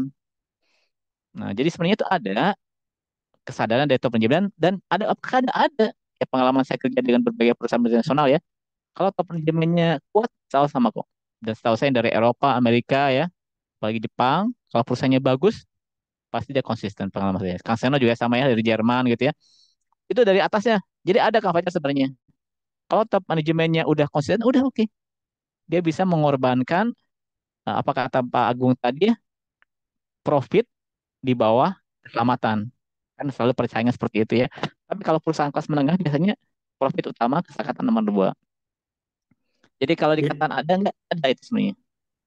saya mau Gitu nambahkan mungkin sedikit, nggak? sedikit Ya, Kang silakan Hendra. Mas Eno. Kalau Ya, silakan Mas Eno. multinational corporation, terutama yang Amerika, Eropa, Jepang itu kalau manajemen lokalnya, kadang-kadang kan direkturnya orang lokal atau orang bukan Nah, orang, walaupun bukan orang Indonesia, misalkan masih orang apalah Malaysia begitu atau apa India gitu kan. Kalaupun mereka ragu-ragu, tapi pasti ada tekanan dari kantor pusatnya. Justru hmm, kelebihannya kalau perusahaan Eropa, Amerika sama Jepang pasti ada tekanan dari kantor pusatnya untuk itu. Dan tekanan itu rata, jadi bukan cuma iya, misalkan hanya untuk Asia Tenggara, untuk semua region Amerika Selatan dan lain-lain gitu seperti iya, itu. Jadi komitmennya itu global gitu. iya. Kalau yang dari tiga tiga daerah ini sih. Nah, yang agak susah memang yang di luar itu ya, kita belum bisa memastikan ya gitu. Itu aja. Ya emang benar ya. Terutama luar. Dan tapi kalau di Indonesia, perusahaan Indonesia agak susah ya. Kalau pengalaman saya dulu tempat saya pernah kerja di perusahaan Amerika itu selalu kalau kecelakaan udah jelas ya. Dulu pernah waktu saya tuh ada kecelakaan ledakan yang tadi boiler saya ceritakan tadi ya. Itu satu shift tuh di out orang-orangnya sampai seperti itu ya. Kalau yang pas saya kerja perusahaan Amerika tuh belum kecelakaan tapi dia udah melakukan sesuatu yang unsafe atau apa, udah langsung minggu depan udah langsung di out mereka. Ada seperti itu ya, sangat sangat tegas. Tapi sadis juga sebenarnya orang sebagai sekian tahun kerja hanya sedikit langsung di out sama mereka. Tapi itulah usaha mereka untuk ini. Nah, susah kalau di perusahaan Indonesia ya, perusahaan keluarga, apalagi BUMN segala macam gitu kan gak mudah juga ya. mecatin orang sembarangan seperti itu, sehingga ya orang akhirnya jadi agak ya main-main seperti itu ya. Jadi kalau cerita tadi Fajar ada nggak? Ada, tergantung dari top manajemen sama peraturannya gitu kan. Nah kalau cerita di dalam negeri ya saya nggak tahu ya, tapi itu beragam sininya. Nah iya, oh udah ada ini ya. Wah tengah sih nggak Adi, udah ada pidananya ya. Sok atau Kak Adi cerita nih, kena pidana itu ya kalau ini ya. Ya kan Kak Adi? Ya, jadi ini sebetulnya masih eh, ruang diskusinya masih lebar gitu kan. Iya iya. Tapi terakhir ketika ada revisi Undang-Undang Cipta Kerja itu yang jadi concern terkait tindakan pidana penjatuhan hukum pidana kepada pelanggaran akibat kelalaian kerja dari top manajemen sampai level supervisor itu berpengaruh efeknya ke perusahaan-perusahaan. Jadi mereka tuh membangun awareness lebih tinggi dari mulai pengumuman, terus mereka juga concern di safety briefing Hmm. dan budaya-budaya safety lainnya itu dikembangkan lagi gitu, dikembalikan lagi gitu. Tapi hanya apa ya, hanya berefek ke level manajemen karena di negara kita itu kan pemahaman terhadap proses sama pemahaman terhadap apa lintas bidang baik itu dari mekanik ke elektrik atau mekanik ke kontrolnya lemah. Nah ini jadi efek bola salju yang kalau misalnya terjadi sesuatu baru ya, si publik itu sadar gitu, oh ini efeknya ternyata besar. Jadi kalau misalnya kondisi seperti ini dibiarkan ya akan terus berlanjut sebetulnya. Cuma persoalannya saya mengurainya rada berat gitu. Kalau misalnya kita diskusi di level plan itu kan gimana ya, kita merekrut tenaga kerja itu cara mendidiknya tidak selalu sama. Nah, itu sampai sekarang benang merahnya masih belum ketemu. Jadi saya sendiri juga kalau ditanya sebagai pemegang subordinat, kita Bapak bisa menjamin safety dari teman-teman yang bekerja, ini agak berat kalau disuruh menjawab pertanyaan ini. Karena nantinya selalu tiap hari kita akhirnya briefing dulu, ngobrol dulu. Even itu pekerjaannya sudah sering kita lakukan. Itu ceritanya kan. Oke. Ya dulu tadi. Mudah-mudahan lah kalau dari seperti itu ya, kita udah ada ininya aja. Emang harus ada presnya juga, harus ada hukumnya juga ya untuk ini. Kalau enggak kejadian kayak kan maaf ya di salah satu BUMN di negeri kita perusahaan besar kan banyak kejadian ada kebakaran segala macam. Tapi kan kita nggak dengar kabar ini. Kalau di tempat saya dulu ya, misalnya di tempat gitu, itu misalnya kayak pabrik tangkinya kebakaran semua, wah itu udah jelas itu, udah di-out-outin semua gitu ya. Sampai seperti itu. Nah kita kan nggak semudah gitu ya. Tapi jadi dampak juga di sana itulah kita nggak bisa keras. Tapi kalau yang mau harus seperti itu. Oke, itu kira-kira Kang Seno ya. Ini. Saya mau menambahkan sedikit, Kang Hendra tadi Ya, kayaknya ada pertanyaan Kang Fajar belum terjawab ya, ya, masalah ya. cost saving ya.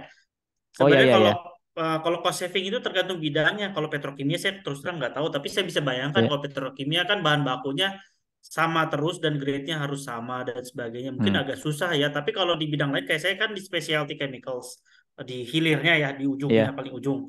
Nah, kalau di hilir specialty chemicals kita bisa cost saving dengan cara mengganti bahan baku dari supplier lain. Nah, tapi harus dibuktikan bahwa kualitas sama. Biasanya sih kalau dari segi HSE bakal kurang lebih sama. Nah, tapi kan karena kalau kami kan Sigub jualannya juga produk safety ya. Jadi harus dipastikan produk safety-nya sama juga. Ya kayak gitu kan kira-kira gitu. Tapi kalau di Iya, bidang lain kayak petrokimia saya kurang tahu. Mungkin Kang Hendra mungkin bisa bisa iya, kasih pandangan iya. gimana. Iya, jadi emang itu realitanya seperti itu. Jadi kata si Kang Fajar tadi, manajemennya kalau masih mikir uang ya itu yang safety-nya pokoknya profit dulu lah. Itu utamakan. Safety-nya bisa dikurangi dikit. Tapi kalau perusahaan yang utamanya safety, karena dia mikirnya resikonya kalau ada kecelakaan, kalau dia bakal rugi sekian. Jadi dia mau aja invest mau apa segala macamnya. Oke, jadi ada tuh ya, Mas Fajar ya. Terutamanya kalau pengalaman saya kan di operation ya. Jadi Hmm. kalau udah plan trip itu udah itu kayak safety itu nomor ke 100 ibaratnya. Hmm.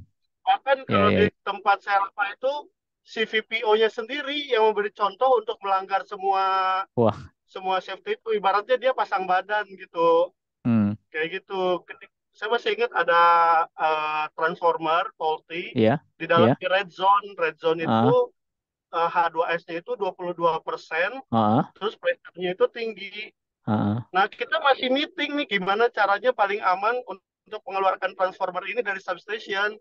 ah, Si VP-nya itu tiba-tiba ada kita lagi meeting, orang yang mimpin rapat itu langsung dia bawa pakai mobilnya dia bawa ke dalam red zone tanpa tanpa pengamanan apapun, hmm, which is itu H2S tinggi. iya, Dan iya, iya. saya dulu kerja 36 jam gitu di area red zone itu dengan H2S.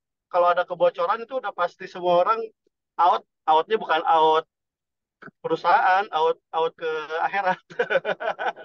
Nah, itu apa? Ya nggak tahu. Maksudnya kalau di production itu tekanannya itu kayak gitu gitu. Nah itu nggak tahu gimana ya di perusahaan lain menyikapi gitu, plan trip, manajemennya, culture-nya. Nah itu saya tidak tahu kalau di tempat lain. Kalau Iya, kalau di misalnya kalau di Brunei ada ada culture kayak gini, sayingnya no job is too urgent katanya kalau di iya, Brunei culture-nya. iya, iya. Jadi kalau plan trip, oke, no job is not too urgent kayak gitu culture-nya. Jadi kayaknya mungkin beda negara, beda culture gitu ya, pressure-nya apa point of view tentang uang dan production itu beda-beda kali ya. Iya, iya. Kayak gitu kan. Ya, itu dulu cerita dulu sana ya. Pas di tempat kita dulu itu ya. Orang lokal sana itu yang itu melakukan gitu. Kenapa, Bosnya? Kang? Enggak, tadi si Fajar, Ahmad Fajar ya. Oh, oh ya. Iya.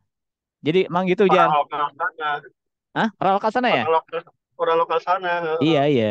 Jadi itu gini. Jadi kita bedakan ya. Ada orang yang seperti itu. Jadi karakternya udah beres dia pokoknya. Karena dia kan asal bisa beres saat segala macamnya. Tapi itu sebenarnya personal dia. Kalau kita bicara teori, itu udah salah dia sebenarnya itu. Dia udah apa ya?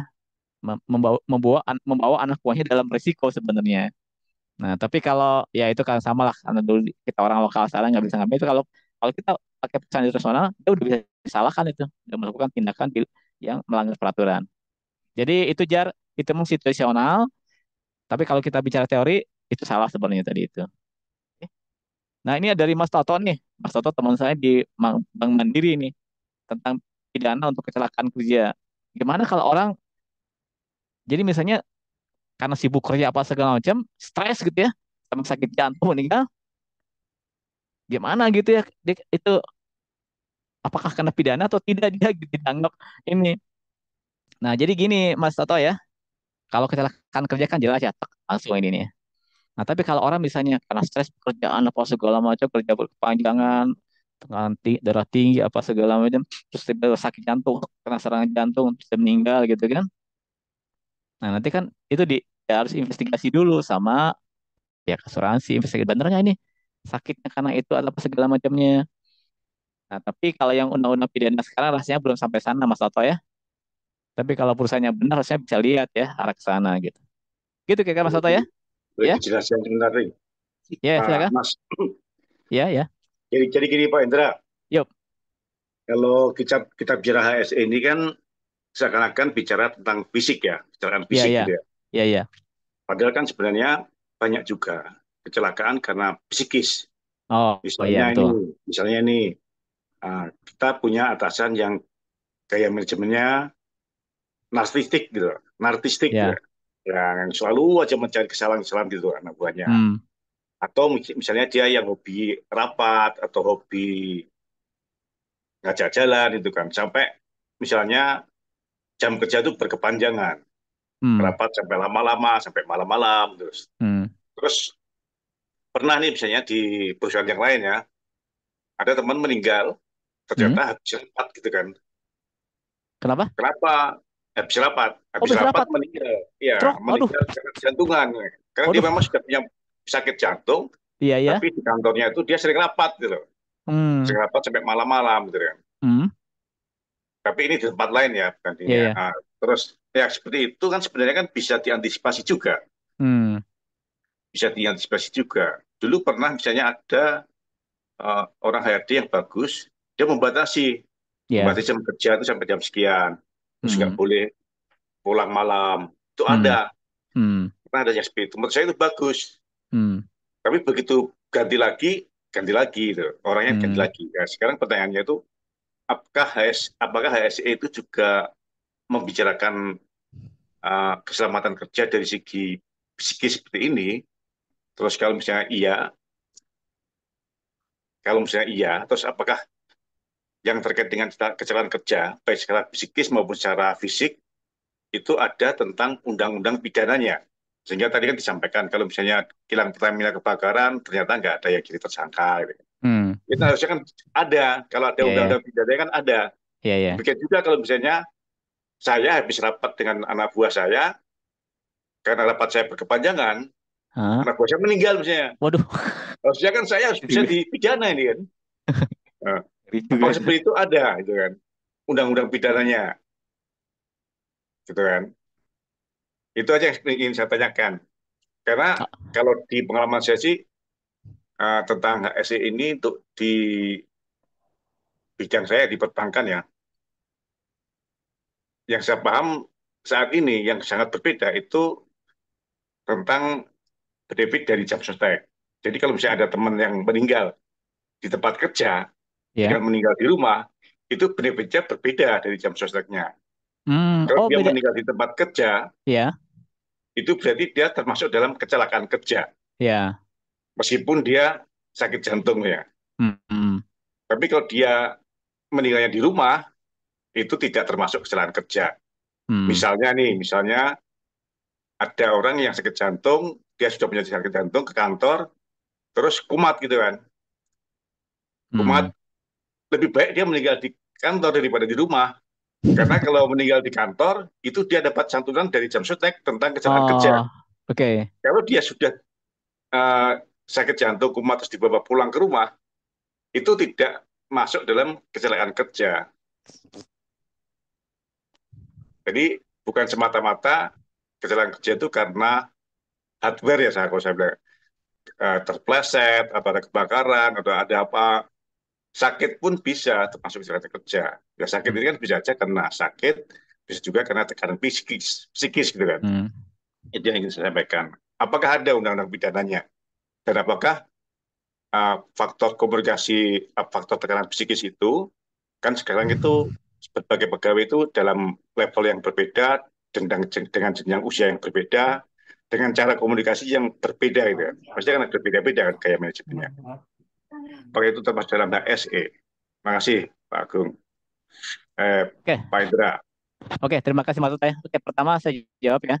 Ini sebenarnya undang-undang spesifik tentang itu belum. Karena itu masalah fisik, ini ya. Jadi gini, jadi emang benar kalau kecelakaannya jelas itu ya ada ini. Kalau misalkan dia sakit, sakit jantung segala macam tinggal itu, ya emang selama ini belum sampai jauh ke sana Mas Oto ya. Dan terus tadi yang tentang jam sosial tadi mengcover hanya tempat kerja, ya kan terus hati cek ya. Terima kasih saya belum saya jarang baca detail ya di BPJS Ketenagakerjaan seperti apa klaim-klaimnya. Tapi emang seperti itu, jadi kita cek ya. Nah, tapi kalau saya bicara kalau kita cara apa yang ideal. Jadi gini, tiap tahun kan perusahaan mengadakan medical check up. Nah, kalau perusahaannya benar tuh medical check up dicek, termasuk dicek kondisi jantungnya. Jadi kalau tempat saya dulu 45 tahun ke atas medical check up-nya tentang jantung, dicek jantung dia. 50 tahun ke atas ada juga pakai treadmill gitu ya. Nah, jadi kalau perusahaannya benar udah lihat nih, oh ini orang-orang berisiko nih, jantungnya tekanan darah tinggi berisiko. Jadi dia masuk dalam area yang rawan nih. Jadi kayak tadi kan rapat meeting apa segala macamnya tadi itu berisiko, dia berisiko ke sana. Nah terus dulu, nah ini MCU ini kan selama ini dokter, tapi sebenarnya harusnya ada psikolog juga. Nah tempat saya yang dulu itu ada bagus, jadi pas terakhir itu MCU ada psikolognya, jadi orang tanya juga masalah kejiwaan dia, ada tekanan-tekanan itu. Jadi kalau bicara ideal, seperti itu, dia dibuat treatment khusus, nggak boleh tuh kalau dia malah semacam apa ya, yang seperti ininya. Oke, nah terus dia ditangani, tapi saat ini belum ada maksud seperti itu. Henry tadi benar ya, ada orang HR yang bagus, ya. Ini sebagian besar tidak. Wah ini dari Mas tadi cerita ya, kalau HP 360 katanya, gitunya. Jadi bisa dikata itu peraturan belum ada Mas Toto. Tapi kalau perusahaannya benar, HSE-nya benar, harus cek ke sana. Dan ya itu leadership juga ya. Orang yang berisiko seperti itu, udah darah tinggi, jantung, apa udah pasang ring, dia ada komunikasi dengan HR dengan apa ya, ya berarti dia jangan dikasih beban seperti tadi itu, ada meeting apa segala macam. Kalau perusahaannya benar ya, yang ideal HSE-nya. Kalau tapi yang sekarang kaitannya nggak seperti itu Mas Lalo, nggak belum ada seperti itu. Tapi kalau perusahaan multinasional saya lihat beberapa ada. Ini Kang Hisni, ada ini silakan. Kang Hisni ada sampaikan apa Kang Hisni? Silakan. Iya kan, tadi saya lupa baru ingat. Saya mau ada satu pertanyaan lagi. Bang. Kalau untuk K3 atau HSE ini kan lebih ke apa? Saya termasuk ke lingkungan kerja juga ya. Iya, ya. Kan sejauh mana prosedur K3 atau HSE ini diterapkan di setiap perusahaan ya? Karena banyak perusahaan-perusahaan yang hanya bersifat administrasi gitu ya, tidak ada operasional keteknikan dan segala macamnya, itu jarang yang menerapkan prosedur K3 gitu ya, atau HSE ini. Termasuk juga di wilayah pemerintahan gitu, karena terakhir saya kerja di Kominfo itu kalau nggak salah, ya saya cari-cari memang ya untuk K3 atau HSE di kantornya pun memang belum, mungkin saya belum nemu ya, tapi rasanya memang nggak ada ya, kayak semacam sign-sign untuk evakuasi dan segala macam, seperti itu sih. Nah, pertanyaannya, seberapa concern dalam hal ini pemerintah gitu ya, dalam menerapkan prosedur HSE atau K3 ini untuk di setiap perusahaan gitu. Meskipun perusahaan yang bukan non keteknisan atau bukan pabrik ya, yang lebih banyak administrasi gitu. Seperti itu, Kang. Nuhun, Kang. Baik Kang Hisni, kalau kita bisa peraturan sebenarnya udah ada. Pertama SMK 3 itu wajib ya. Kalau nggak salah itu syaratnya pokoknya karyawan lebih dari 100 orang. Itu ada peraturannya itu untuk ini ya, menerapkan itu. Terus yang kedua, untuk peraturan itu ada undang-undangnya peraturan, tapi itu tidak mengikat. Saya tahunya kenapa? Itu kemarin waktu saya kan pernah diundang ke Telkom. Siapa? Oh, Telkom masih Kang ini nih, Kang Kang udah kan dosen di Telkom ya. Telkom University itu ada dia menerapkan ada peraturan kerja penerapan K3 di tempat kerja termasuk di kampus. Dan Telkom University sudah menerapkan sama beberapa yang karena dia diaudit. Jadi kalau Telkom ternyata dapat audit yang bagus di internasional terus menerapkan itu. Itu ada sebenarnya. Ya, tapi itu tadi tidak semua orang mau menerapkannya. Kalau peraturan ada, tapi tidak diterapkan semuanya. Sama juga yang tadi masalah K3 itu ada. Jadi kalau saya cerita, kalau bicara legal ada, tapi nggak ada force-nya, nggak ada push. Kalau orang nggak menerapkan, dia akan kena sanksi. Itu kira-kira kan ini. Jadi ada gap lah di antara ini. Masih Kang Adi ini rada ini dia ahli masalah hukum dia. Jadi Kang Adi Kang Adi ya. Oh, oh jatuh ke Adi. Silakan Kang Adi. Ya, jadi sebetulnya opini ini muncul sekitar 2021 akhir terkait revisi Undang-Undang Cipta Kerja. Nah, ada persoalan yang sebetulnya kapan sih kepolisian itu berhak masuk ke gerbang sebuah perusahaan gitu. Apalagi perusahaan itu sifatnya of fitness. Nah, tentunya kalau of fitness kan biasanya sudah ada pam of fitness yang bertugas minimal 1 orang di perusahaan tersebut dan dia sebetulnya punya kewenangan untuk asesmen di sana kalau misalnya memang ada tindakan kelalaian, ada tindakan sabotase dan lain sebagainya. Nah, cuma duduk persoalan ini kembali kalau di negara kita gitu ya, itu kan bisa dibuat alibi dan dibuat cerita seperti apa supaya nantinya goalnya mau kemana gitu. Tapi persoalannya sebetulnya ternyata undang-undangnya sudah ada nih Kang. Yeah. Oh, udah ada ya. Tidak spesifik ke K3-nya tadi, tidak spesifik kepada SMK 3 atau sekarang ada lagi SMK 2, ada lagi undang-undang SMP misalnya. Hal seperti itu yang tadinya niatnya meningkatkan awareness terhadap safety sama capability untuk lebih baik di bidang keselamatan kerja, tapi ujung-ujungnya nantinya jadi politis sih Kang. Itu sih ceritanya. Oke, makasih Kang Ade ya. Yang setahu saya yang ketat tuh memang ini tambang. Kalau tambang tuh ada undang tambang ya jelas ya. Kalau tambang tuh apa ini ya? Tambang di migas tuh mereka ada khusus untuk kayak gitu. Jadi tadi ini kealpaan mengakibatkan orang lain celaka itu ada emang KUHP-nya ya. Oke. Kalau tadi kata Mas Toto sampai orang sakit jantung itu kan kelihatan ya. Emang itu nggak ada kalau ini. Jadi kalau kita bicara hukum sebenarnya ada itu. Tapi tidak semua orang menerapkan. Dan sabar ingat yang kata tuh tambang. Coba deh, tambang tuh ada mereka peraturan khusus tambang ya. Peraturan tambang segala macamnya itu jelas sekali. Dan juga jelas ada hukumnya juga kalau ada pelanggaran kayak gitunya. Jadi masih spesifik ya, tambang, penerbangan juga sama ya, risiko tinggi sama di migas. Kalau yang industri lain ya tidak begitu mereka konsisten menerapkan ya. Kalau perusahaan asing multinasional karena push dari atasnya dia menerapkan. Itu mungkin kasih utama dari saya. Kita silakan sini ya.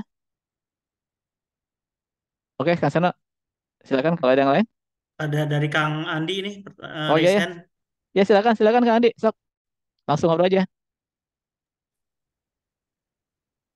Assalamualaikum warahmatullahi wabarakatuh. Waalaikumsalam. Salam kenal Kang Hendra. Saya Andi, SMA 3 lulusan tahun berapa? 95 lama Oh, lulusnya. Nah, ini saya ini aja cuma ngasih tadi ikut diskusinya menarik sekali, cuman ada ya, tambahan-tambahan soal yang berhubungan sama kesehatannya. ya, ya. Apa namanya? Yang pertama tentang dari segi kesehatan dari kedokteran sendiri ada yang karena saya dokter penyakit dalam tuh Ya, banyak ya, ya. yang ada namanya dokter occupational health. Ya, ya, Biasanya ya. sih kalau di Karawang tuh kan termasuk kawasan industrinya paling besar di seluruh Ya, Indonesia ya. ya. Jadi hampir semua perusahaan-perusahaan besar terutama tuh pasti ada dokter occupational Ya. health-nya. Jadi dia dari dokter umum terus dia ngambil spesialisasinya di bidang kesehatan dan keselamatan kerja. Nah, si dokter ini tuh biasanya punya spesialisasinya tuh. Jadi kalau kita tuh dokter spesialis atau dokter umum, pasiennya tuh orangnya gitu ya, orang Ya, yang ya. sakit ya tergantung spesialisasinya atau tergantung apa namanya ya bidang yang kita pegang. Tapi kalau si occupational health ini tuh si pasiennya tuh lingkungan kerja yang tempat dia kerja gitu. Jadi nanti dia misalnya di hire sebagai occupational health, jadi bukan dokter umum biasa, benar-benar Ya, dokter betul. yang belajar tentang segala sesuatu, segala aspek yang berhubungan dengan bagaimana mencegah dan menciptakan lingkungan kerja yang apa namanya mencegah apa namanya kecelakaan kerja, kemudian mendiagnosis hal-hal yang berhubungan dengan keselamatan kerja kecelakaan kerja apa penyebabnya, terus juga pencegahannya, kemudian juga nanti pengelolaan ke depannya. Dan terus juga jadi dia tuh benar-benar dia mempelajari tentang semua undang-undang yang berhubungan Oh, dengan oke. kesehatan kerja gitu ya, dari mulai biasanya kalau yang saya sering tuh mereka konsultasi bahwa pasien ini kalau ada pasiennya ini pasien hepatitis gitu atau pasien TBC, ini dari segi penyakit dalam boleh nggak dia makan bareng sama yang lain dari seginya, karena ditanyakan sama manajemen, nah kayak gitu Ya, gitulah. ya. Jadi dia dia juga misalnya kalau dia kerjanya di perusahaan kimia, dia tuh harus tahu semua bahan kimianya apa, ada bahan kimia yang berbahaya secara exposure dari kulit, dari inhalasi, dari apa namanya saluran nafas, dari saluran makan dan sebagainya, mencegah jangan sampai ada catering yang dipilih tuh menyebabkan ini, bagaimana seleksi, pokoknya segala sesuatu yang jadi dia tuh benar-benar pasiennya tuh si lingkungan kerjanya. Jadi dia pelajari semua dari A sampai Z apa aja yang kira-kira bisa menyebabkan apa namanya kecelakaan kerja dan menciptakan lingkungan kerja yang aman gitu. Nanti ada parameternya. Parameternya tuh dari berapa sih kecelakaan kerja dalam 1 bulan, dalam 1 tahun, ada peningkatan nggak, ada penurunan nggak, berapa surat sakitnya misalnya yang dilihat, ada penyebabnya penyakitnya apa aja gitu. Terus dia juga termasuk tadi karena dia kan bukan dokter bidangnya kan itu. Jadi kalau dia ada pasien yang ini kayaknya masalah yang beratnya tuh di bidang psikisnya, nanti dia konsulin ke psikiater atau psikolog, atau misalnya ini kasusnya berat untuk kasus kulit, nanti dia konsul ke kulit atau dokter konsul ke THT atau konsul ke dokter dalam gitu atau ke bedah dan sebagainya. Jadi itu kalau yang saya sering konsultasi atau sering berhubungan sih itu dokter keselamatan kerja itu occupational health itu tuh yang benar-benar berhubungan sama kesehatan dan keselamatan kerja dari segi kedokteran. Terus satu lagi tambahan tentang stres. Tadi kan banyak yang nanya soal stres, peranannya terhadap sakit jantung, nanti sakit penyakit-penyakit yang lain gitu ya. Jadi memang secara kedokteran itu secara psikis hampir semua penyakit itu tuh punya peranan, stres itu punya peranan gitu. Tapi secara terpisah itu agak susah dibuktikan bahwa ini tuh gara-gara stres gitu. Jadi ya biasanya ya itu sih misalnya kalau ada bos yang galak terus juga yang stressful bikin stres, terus dia setelah bosnya datang terus kena serangan jantung, ini gara-gara stres, itu susah sekali dibuktikan. Jadi Oke ya. dan si dokternya juga harus tahu kalau si occupational health itu juga sejauh mana si perusahaannya punya komitmen. Ya dia kalau si perusahaannya nggak punya komitmen yang terlalu tinggi ya dia sesuaikan aja memang. Dia udah ngasih saran-saran ternyata nggak diterima, ya udah pokoknya dia semaksimal mungkin aja yang dia bisa optimalkan apa. Kemudian dia kasih rekomendasi yang penting secara tertulis, secara lisan atau tertulis itu dia pernah menyampaikan ke manajemen bahwa ini tuh bahaya yang kayak gini tuh. Atau misalnya biasanya kalau dokter-dokter ini juga yang menganalisis hasil medical check up secara keseluruhan. Oh, yang banyak obesitasnya atau yang banyak diabetesnya kok meningkat dibanding tahun kemarin. Apa yang harus dilakukan, apa yang harus dicegah, apa yang harus dilakukan di program apa yang harus dimasukkan, misalnya program olahraga. Jadi dia ngajuin anggaran misalnya biar si perusahaan itu mengeluarkan biaya untuk olahraga dari ini karena peningkatan kasus-kasus penyakit degeneratif gitu. Tapi kalau dari segi stres sih agak susah ya untuk membuktikan bahwa ini bisa dituntut meninggalnya gara-gara stres gitu ya. Walaupun pasti pengaruh ke penyakit jantung, ke penyakit gula, darah tinggi, penyakit-penyakit yang lain pasti ada ya, sakit mah dan sebagainya. Mungkin itu aja tambahannya. Makasih diskusinya yang menarik sekali. Itu aja. Makasih Kang. Oke, terima kasih Kang Adi. Wah, ini dari dokter ya bener ya. Pas sekali. Oke, jadi jelas ya Mas Soto ya Kang Adi ya. Tadi jadi bener harus dokter yang bilangan seperti itu ya. Dan emang kalau ini Kang Adi kan di Kerawang, ingat saya dulu pernah di Kerawang juga Kang Adi. Saya dulu di KIC ya, Kerawang Barat. Dan pasti ya Toyota ya. Toyota Astra pasti bagus ya. Toyota Astra, Daihatsu, sama PNG ya. PNG pasti yang bagus-bagus. Perusahaan asing itu dia melakukan seperti itu. Iya, dokter tadi mau buat treatment. Nah, jadi dia memberikan saran juga. Dan setahu saya yang gitu tuh di perusahaan migas. Saya kemarin ke Sulawesi karena dia. Jadi dokter kan seperti itu. Sampai dia body mass index itu dicek tuh. Body mass index, wah ini kamu harus olahraga, harus apa itu. Dokter yang bagus tadi ya. Dia memberikan saran. Jadi kalau sampai tadi stres segala macam, dokter tadi bisa bilang sama manajemen. Nah, jadi jadi tadi Mas Toto Adi, dokter inilah sebenarnya. Tapi emang Kang Adi masih agak jarang di Indonesia ya, seperti itu. Hanya perusahaan besar setahu saya ya. Dan perusahaan migas, tambang selalu ada. Tapi yang level ini, ya contoh sederhana Kang Adi, kalau inget nih, Indah Kiat kan, itu kan pernah bocor klorin. Klorinnya bocor. Klorin. Gas klorin bocor. Sampai masyarakat sesak napas itu ya. Udah kecil banget. Tapi sampai sekarang malah kayak tindakannya belum sampai gitu. Itu contoh sana Kang Adi. Jadi tahu Kang Adi itu kan ya? Ya kalau yang tadi soal olahraga itu tadi hasil medical check up gitu ya. Kalau dokter yang umumnya atau dokter spesialisnya ngasih sarannya kan ke individu. Jadi kamu harus olahraga. Tapi kalau si dokter occupational health itu dia mengajukan saran ke perusahaan, sebaiknya perusahaan membuat program olahraga untuk pegawainya, mendorong pegawai untuk berolahraga supaya nanti tingkat penyakit-penyakit degeneratif, hipertensi, kolesterol dan sebagainya itu bisa turun, nanti dievaluasi lagi di medical check up setahun sesudahnya gitu. Jadi artinya kalau dokter yang umumnya atau dokter yang dikonsultasikan untuk masalah kesehatannya itu kan ngasih sarannya khusus untuk pasien yang itu. Kalau yang occupational health itu dia ngelihat secara keseluruhan, oh ini masalahnya tuh yang banyak kok, banyak TBC nih. Nah, apa yang harus dilakukan si perusahaan untuk mencegah supaya si penyakit TBC itu jangan meningkat misalnya. Jadi dia ngasih sarannya tuh saran secara keseluruhan. Jadi makanya pasiennya itu pasien dia tuh lingkungan kerjanya. Jadi dia tuh mikirin tuh lingkungan kerja, nggak orang per orang. Kalau orang per orang biasanya kamu konsul aja nanti ke dokter THT, nanti jawabannya saya yang nanya, nanti kamu datang ke dokter THT terus kasih jawabannya ke saya apakah harus pindah tempat kerja atau segala macam. Biasanya dia nggak akan berani ngasih langsung rekomendasi. Misalnya ada yang harus pindah ke tempat kerja yang lebih nggak bising karena udah ada gangguan pendengaran. Nah dia nggak mau tuh ngambil risiko yang terlalu spesifik. Dia konsul dulu ke dokter THT-nya ngasih rekomendasi sebaiknya menghindarkan gini, baru dia ngasih saran ke manajemennya gitu. Bahwa ini pegawai ini tuh bagusnya jangan ditempatkan di daerah yang tempat kerja yang bising dan sebagainya gitu.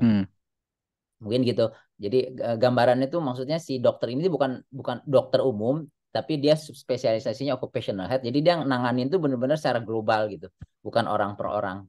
Iya, Kang Adi ini asal aja kan di Kerawang banyak ya, Kerawang Barat ya, kan ada KIC, ada tuh yang dekat Kerawang Timur ya, berapa persen sebenarnya perusahaan yang punya dokter seperti ini? Persentase ya, perusahaan punya persentase. Saya nggak tahu persentasenya, tapi kan si Karawang itu tuh termasuk UMR-nya termasuk yang pernah sampai yang paling tinggi di paling tinggi itu ya Indonesia. Indonesia. Sekarang sih kalau nggak salah digeser sama Bekasi, kalau nggak Jakarta gitu ya. Tapi termasuk tinggi gitu. Jadi perusahaan yang sanggup di situ tuh biasanya perusahaan-perusahaan otomotif dan perusahaan-perusahaan besar kayak Sampurna, Gudang Garam gitu. Hampir semua perusahaan mobil tuh ada gitu. Dan hampir semua tuh punya dokter occupational health-nya gitu. Jadi si perusahaan yang selevel itu tuh nggak mau dokternya cuma dokter umum gitu. Pengen dokter yang udah, jadi dia ngasih occupational health. Bahkan kalau di tempat rumah sakit saya kerja tuh ada si perusahaan yang kalau dia belum punya dokter occupational health, dia pengen si rumah sakitnya tuh punya dokter yang yang punya gelar occupational health gitu. Jadi itu, tapi kalau yang saya tahu sih banyak gitu di perusahaan-perusahaan. Memang cuman saya nggak hafal jumlah pastinya, dan juga berapa sih jumlah. Yang tahu sih ada Ikatan Dokter Kesehatan Kerja Indonesia gitu kalau nggak salah, ikatan, ada situsnya, ada websitenya, ada anggota-anggotanya. Biasanya lulusannya UI yang udah saya tahu bikin pendidikan untuk dokter umum yang pengen jadi occupational health itu di UI. Nah, nggak tahu berapa jumlah lulusan totalnya yang nanti bekerja di perusahaan-perusahaan. Tapi enaknya tuh si perusahaan, si dokter ini tuh wawasannya sangat luas dalam hal penanganan dan pencegahan kesehatan kecelakaan kerja gitu. Oke, terima kasih Kang Andi. Bagus sekali ya. Saya Bang Sul, Kang. Ya. Minta tolong satu Kang, kalau tadi yang program olahraga itu, saya baru paham. Ternyata memang seperti suggestionnya dari dokter di rumah sakit. Tapi kalau misalnya dibiasain olahraganya malam tuh Kang sebelum tidur, saya tuh jadi keingetan Haji Mas Said. Ada pertimbangan nggak Kang masalah olahraga malam sepulang kerja kan?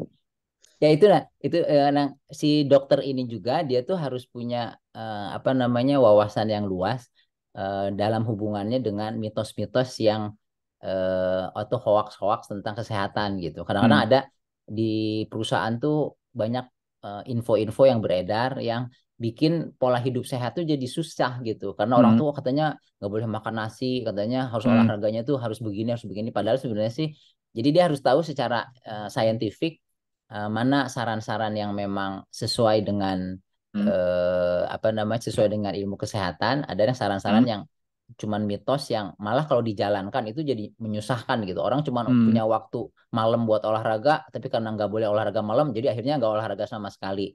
Jadi kalau khusus untuk olahraga malam sih nggak masalah. Yang penting olahraganya itu sesuai dengan prinsip-prinsip olahraga aja. Misalnya jangan pemanasan dulu, terus juga kalau misalnya targetnya kalau untuk kesehatan tuh ada target frekuensinya per minggu berapa kali totalnya, misalnya 150 menit per minggu untuk intensitas yang sedang. Kemudian juga nggak boleh sampai heart rate-nya sampai berapa kali habis olahraga. Kemudian juga nanti target-target yang lainnya juga harus bisa dievaluasi. Misalnya kalau dia berolahraganya karena masalah kesehatan, misalnya kolesterol, gula, kelebihan berat badan, setelah olahraga, program olahraganya itu dijalankan, nanti dievaluasi lagi 3 bulan, 6 bulan, gimana faktor-faktor itunya. Tapi kalau tentang waktunya sih nggak terlalu masalah. Kalau khusus untuk olahraga di malam hari, kalau yang ada artis yang meninggal gara-gara olahraga malam itu sih sebenarnya biasanya coincidence aja, dan nggak bukan jadi fakta. Cuman karena artis, ada artis yang meninggal karena sakit mah, berarti sakit mah berbahaya. Padahal sebenarnya kalau di dokter-dokter sih udah tahu sakit mah sih nggak masalah, nggak bahaya. Tapi orang tuh wah GERD itu berbahaya, bisa meninggal. Jadi semua orang tuh takut kalau GERD, sampai ketakutan sekali kalau mahnya kambuh, udah katanya mah kronis bisa meninggal dan sebagainya gitu. Jadi itu juga mitos-mitos, kayak misalnya ada yang berhubungan sama kerja tuh, kalau orang TBC misalnya nggak boleh makan bareng sama yang lain, harus dipisahin itunya alat makannya pada saat makan siang bersama atau makan bareng sama pasien yang pegawai yang lain. Itu ada yang sampai datang kasih keterangan, boleh nggak ini makanannya disatukan. Si pasien itu udah stres kan, kalau saya tuh konsul. Jadi si dokter occupational health itu konsul gitu. Ini boleh nggak makannya bareng sama orang lain karena dia kan hepatitis B-nya positif atau TBC paru gitu. Terus dijelasin, saya jawab sampai tertulis itu tidak masalah, disatukan. Kemudian juga udah kalau udah ada jawaban gitu kan si dokter perusahaannya jadi tenang. Jadi dia ngajuin ke manajemen, udah ada rekomendasi dari dokter penyakit dalam gitu. Kurang lebih kayak gitu. Itu tuh jadi ada yang sangat mengganggu gitu, sampai si pasiennya juga jadi stres yang berlebihan kan. Kalau dipisahin gitu dianggap menularkan dan orang-orang gitu. Mohon pisan. Siap. Oke, terima kasih banyak. Wah, bagus sekali Kang Andi ya. Sukanya gitu. Karena kita ini usianya 45-50 ke atas, Pak. Berisikan juga untuk kondisi gitu gitu ya. Iya. Oke, silakan kembalikan ke Kang Sano. Ini Kang Ya, Udar nih tadi nih. Kang Udar ada di samping Kang Udar nih. Waduh, Kang Udar jalan kemana-mana nih. Halo Kang Udar. Ada Kang, ada. Saya menyimak. Ada yang mau disampaikan nggak ini? Wah, Kang Udar kan udah kemana-mana nih. Saya mau nanya tadi tuh, kebakaran itu tuh yang motor listrik, apa ya? Baterai yang belum bisa sekarang, kebakarannya belum bisa diindikan, dipadamkan itu. Udah ada ilmunya belum itu? Padamin itu? Ya, kalau kebakaran di listrik kan mayoritas karena kejadian arus hubung singkat ya. Dan arus hubung singkat itu rata-rata karena persoalan gangguan. Dan gangguan itu Bukan. kan sesuatu yang jadi kalau di listrikan itu ada gangguan yang tidak bisa diprediksi. Nah, gangguan yang tidak bisa diprediksi ini agak yang melahirkan konsep baru yang disebut resiliensi kalau di tempat di ilmu saya mah.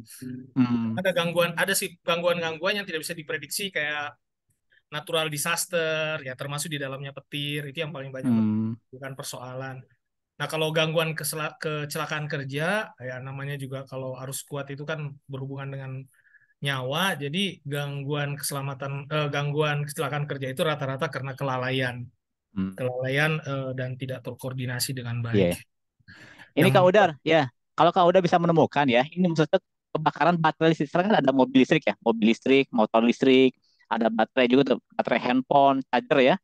Itu kalau kebakaran itu susah madaminnya itu. Nah, karena belum ada ilmunya tuh orang orang fire ya memadamkan kebakaran karena lithium ya, baterai lithium. Nah, silakanlah kalau ada bisa menemukan ya bagaimana memadamkan api karena kebakaran baterai lithium, baik baterai mobil, baterai motor ataupun HP. Itu belum ada Kang, udah silakan kalau itu. Oh, belum ada ya. Baik. Iya. Infonya Kang Indra. Ya, ya silakan Kang Ridwan. Ya, silakan Ridwan.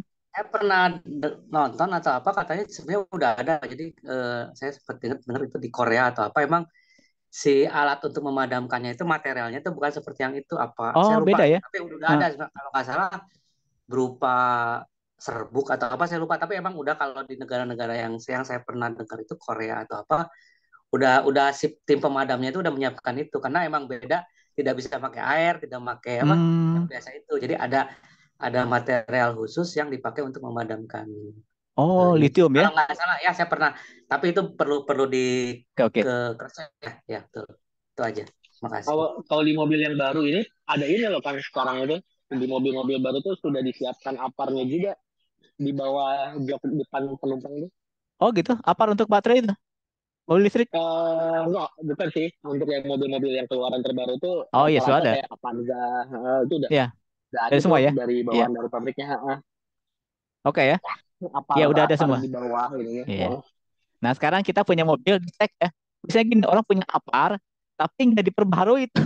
Aparnya udah nggak ini, udah tekanannya udah nggak ada. Itu harus selalu diisi ulang gitu. Iya. PR lanjutannya itu kan.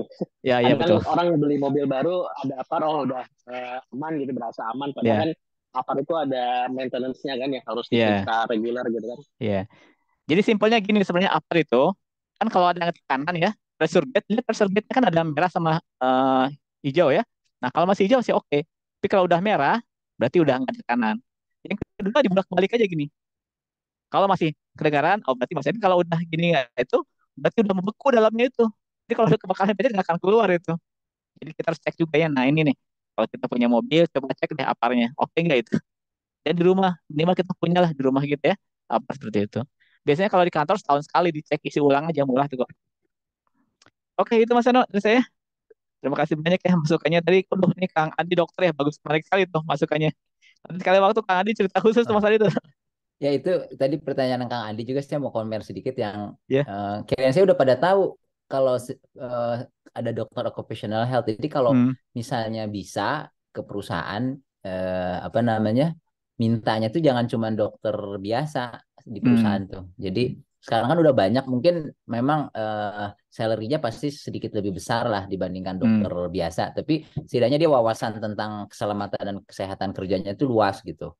Jadi relatif lebih aman lah. Jadi si manajemen tuh bisa, udahlah sok dibikin aja program-programnya, dia lihat semua, nanti pas masuk kerja tuh dia liatin semua aspek kerjanya, apa aja yang kemungkinan resiko segala macam. Jadi sayang sekali kalau misalnya cuman ditanganin sama dokter GP biasa, dokter umum biasa gitu. Oh, iya, iya, oke. Dengan dokter yang occupational health. Kirain saya tuh udah banyak yang tahu. Tadi baru dari chatnya Kang Adi Rohadi tuh, perusahaan baru kerjasama dengan rumah sakit kan itu kan cuman masalah medical check up, bukan misalnya di perusahaan tuh apa aja yang bermasalah, nanti si dokternya lihat oh ini berbahaya, ini tangganya kurang ini misalnya, atau mobilnya ada mobil dinasnya begini, termasuk yang tadi apa namanya aparnya, oh ini harus begini. Jadi dia benar-benar si bahan kuliahnya tuh diajarin semua yang berhubungan dengan menciptakan lingkungan kerja yang sehat gitu. Jadi memang wawasannya beda. Jadi bagus sekali kalau misalnya setiap perusahaan bisa punya si occupational health, dokter occupational health sendiri gitu.